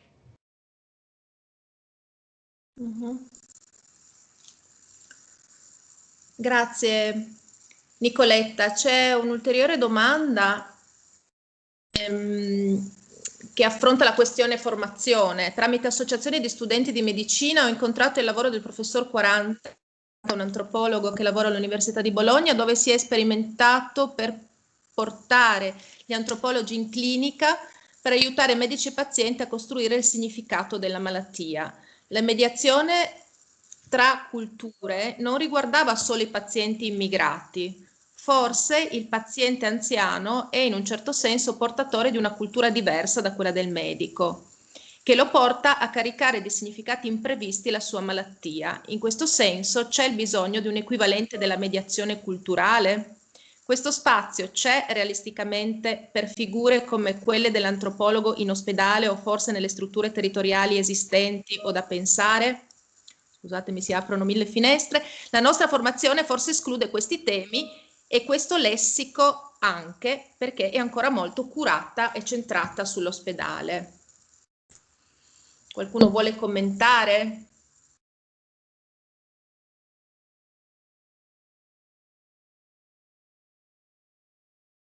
Posso aggiungere una cosa, forse rispetto al dibattito che c'è stato prima, che un po' si ricollega a questa domanda che è stata fatta. Credo che sia importante distinguere, come dire, gli obiettivi, gli strumenti di ricerca e proprio il tipo di lavoro che fanno l'antropologo e il medico, nel senso che non si chiede al medico di fare l'antropologo e nessuno di noi va a farsi curare dall'antropologo, penso. Però credo che effettivamente la questione che viene sollevata qui è del tipo di collaborazione che possa essere immaginata in un modo un po' più, come dire, continuo e strutturale, e da questo punto di vista mi sembra aprire un campo di riflessione molto, molto interessante. Sì, anche perché sempre più antropologi sono presenti nelle strutture sanitarie, anche in Italia. Questo l'abbiamo registrato anche di recente, appunto, nell'ultimo convegno in cui si sono discusse queste tematiche, ed è una figura che affianca effettivamente il professionista, no? Nelle sue varie specializzazioni e peculiarità. Connessione che se ne sta andando. Ecco, scusate, ho visto che la connessione è saltata il professionista, e non soltanto quando il professionista lavora o ha a che fare o è all'interno di un processo diagnostico terapeutico con un paziente straniero, perché anche questo è un luogo comune un po' da sfatare, no? L'antropologo come supporto nel momento in cui dobbiamo interessarci ad un paziente che proviene da un'altra cultura. In realtà questione che è sollevata da questa domanda, diciamo così, l'incomprensione culturale a volte è molto profonda e intensa anche all'interno della nostra cultura, proprio perché spesso parliamo linguaggi differenti, cioè il linguaggio del medico specialistico e ovviamente diciamo così mediato dalla sua formazione, non è il linguaggio del paziente, che è il linguaggio dell'esperienza quotidiana, no? Del perché sto male io, della ricerca di senso. Allora, da questo punto di vista, queste due professionalità e queste due prospettive, secondo me, possono dialogare, no? E possono, come dire, completare, perché, come giustamente diceva Nicoletta, no? Il medico non si trasforma in antropologo, l'antropologo non si trasforma in medico.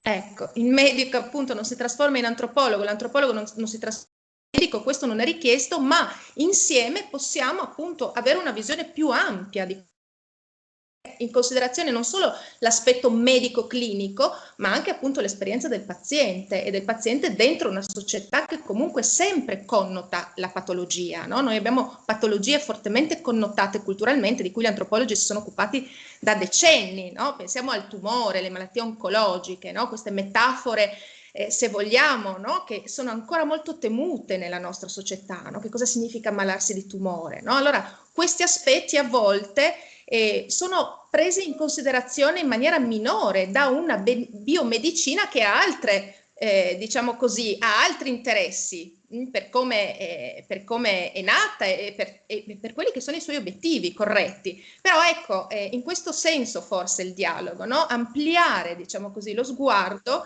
anche ad aspetti che forse a volte non riteniamo così pertinenti, non riteniamo così interessanti o magari entrano nella nostra cartella di analisi, ricostruire le dinamiche familiari, ma poi non entrano davvero nella costruzione di un processo diagnostico e terapeutico, cioè si ferma a cartellina, mi spiego? Ecco, forse in questo senso si potrebbe ripensare una collaborazione dentro i servizi anche, perché no, dentro gli ospedali e dove appunto sempre più antropologi sono presenti anche nel nostro paese. C'è qualche altro commento? Come è possibile mettere in pratica questo tipo di collaborazione? Come si arriva ai vertici dell'istituzione per far presente il problema? Ci lavoriamo, ci lavoriamo, la nostra disciplina è, non lo so, c'è forse ancora Alessandro Lupo che magari meglio di me può, chissà se è ancora con noi, ha il quadro della situazione anche dal punto di vista istituzionale, forse non è più con noi, giustamente per il tempo, no? Però diciamo così questo tipo di prospettiva al di là della disciplina, no? Dell'antropologia medica in senso stretto è sempre più presente, ripeto, anche nei paesi senza dubbio, no? Siamo, non so come sia da te Nicoletta, però siamo sicuramente meno presenti rispetto a tradizioni molto più radicate come negli Stati Uniti, in Inghilterra, eccetera. Prego. Non credo che ci sia Serena prima di me, ma magari intervengo dopo. Prego, Nicoletta. No, volevo giusto dire che il dialogo tra antropologi o comunque tra scienze sociali e professionisti della salute è molto complesso anche in Francia, non bisogna assolutamente idealizzare, rimane un solco positivista estremamente forte che in sé non è, come dire, negativo quando si tratta appunto di formarsi dal punto di vista professionale. Sono stati introdotti delle formazioni alle scienze sociali, ma purtroppo ai primi anni di medicina, al primo anno, quando ancora il rapporto con il paziente è molto lontano, la dimensione clinica è ancora molto astratta e molto vaga. E da questo punto di vista, come dire, l'esame di antropologia e sociologia è un esame da passare per potersi poi dedicare a cose più interessanti. E proprio penso forse questo apporto dell'antropologo a a decostruire anche un po' la cultura medica, cioè a far capire quanto ci sia di non ovvio nel pensiero medico, che forse mi sembra molto interessante, perché nel momento in cui un medico è lui stesso, o un infermiere, insomma le varie figure professionali nel campo della medicina e della salute, sono consapevoli anche di quali dimensioni del proprio modo di pensare e di fare possono essere strane, non ovvie, incomprensibili per il paziente, diciamo il medico diventa un miglior medico per tutti, che siano stranieri o dello stesso paese o della stessa età. Ecco, questa era una cosa che mi sembrava importante da dire. Grazie. Serena? Sì, io volevo raccontare come si sta svolgendo qui in Catalogna. E diciamo che la situazione è abbastanza privilegiata perché da tantissimi anni lavoriamo all'interno in generale di scienze della salute, soprattutto al primo anno, come ricordava Nicoletta, con diverse materie, però poi recuperiamo molto in postgrado e master con materie legate al genere, il femminismo e salute. Diciamo che nella realtà sia spagnola, dello Stato spagnolo che della Catalogna, sono materie oggigiorno propedeutiche, sono fondamentali, sono considerate importantissime. C'è una grossissima attenzione che proviene proprio dal movimento studentesco, per cui io sono 10 anni che lavoro con diverse associazioni di studentesse e studenti in medicina che richiamano esperte in questioni di genere, e questa è una collaborazione realmente molto positiva. Questo da una parte a livello di insegnamento. Dall'altra, a livello pratico, posso dire che abbiamo creato delle situazioni, delle relazioni attraverso dei progetti di ricerca, per cui siamo entrati all'interno di pronto soccorso o ospedali, oppure sono stati proprio le stesse dottoresse e gli stessi dottori che si sono rivolti direttamente a noi dicendo: abbiamo bisogno di un antropologo, abbiamo bisogno di un antropologo che venga a stare qua e possa aiutare a comprendere questa diversità culturale che sovente non è tanto con il paziente ma proprio con i diversi professionisti, come ricordava anche Patrizia, no? Queste discipline, queste relazioni di potere che si creano, per cui devi analizzare, devi comprendere come puoi intervenire per migliorare una situazione molto concreta, per cui esattamente, no? Come diceva anche Nicoletta, l'obiettivo, qual è lo scopo, allora lavoriamo a partire di questa situazione. Bene. Mi sembra che non ci siano altre domande. Alessandro, volevi commentare brevemente un saluto finale?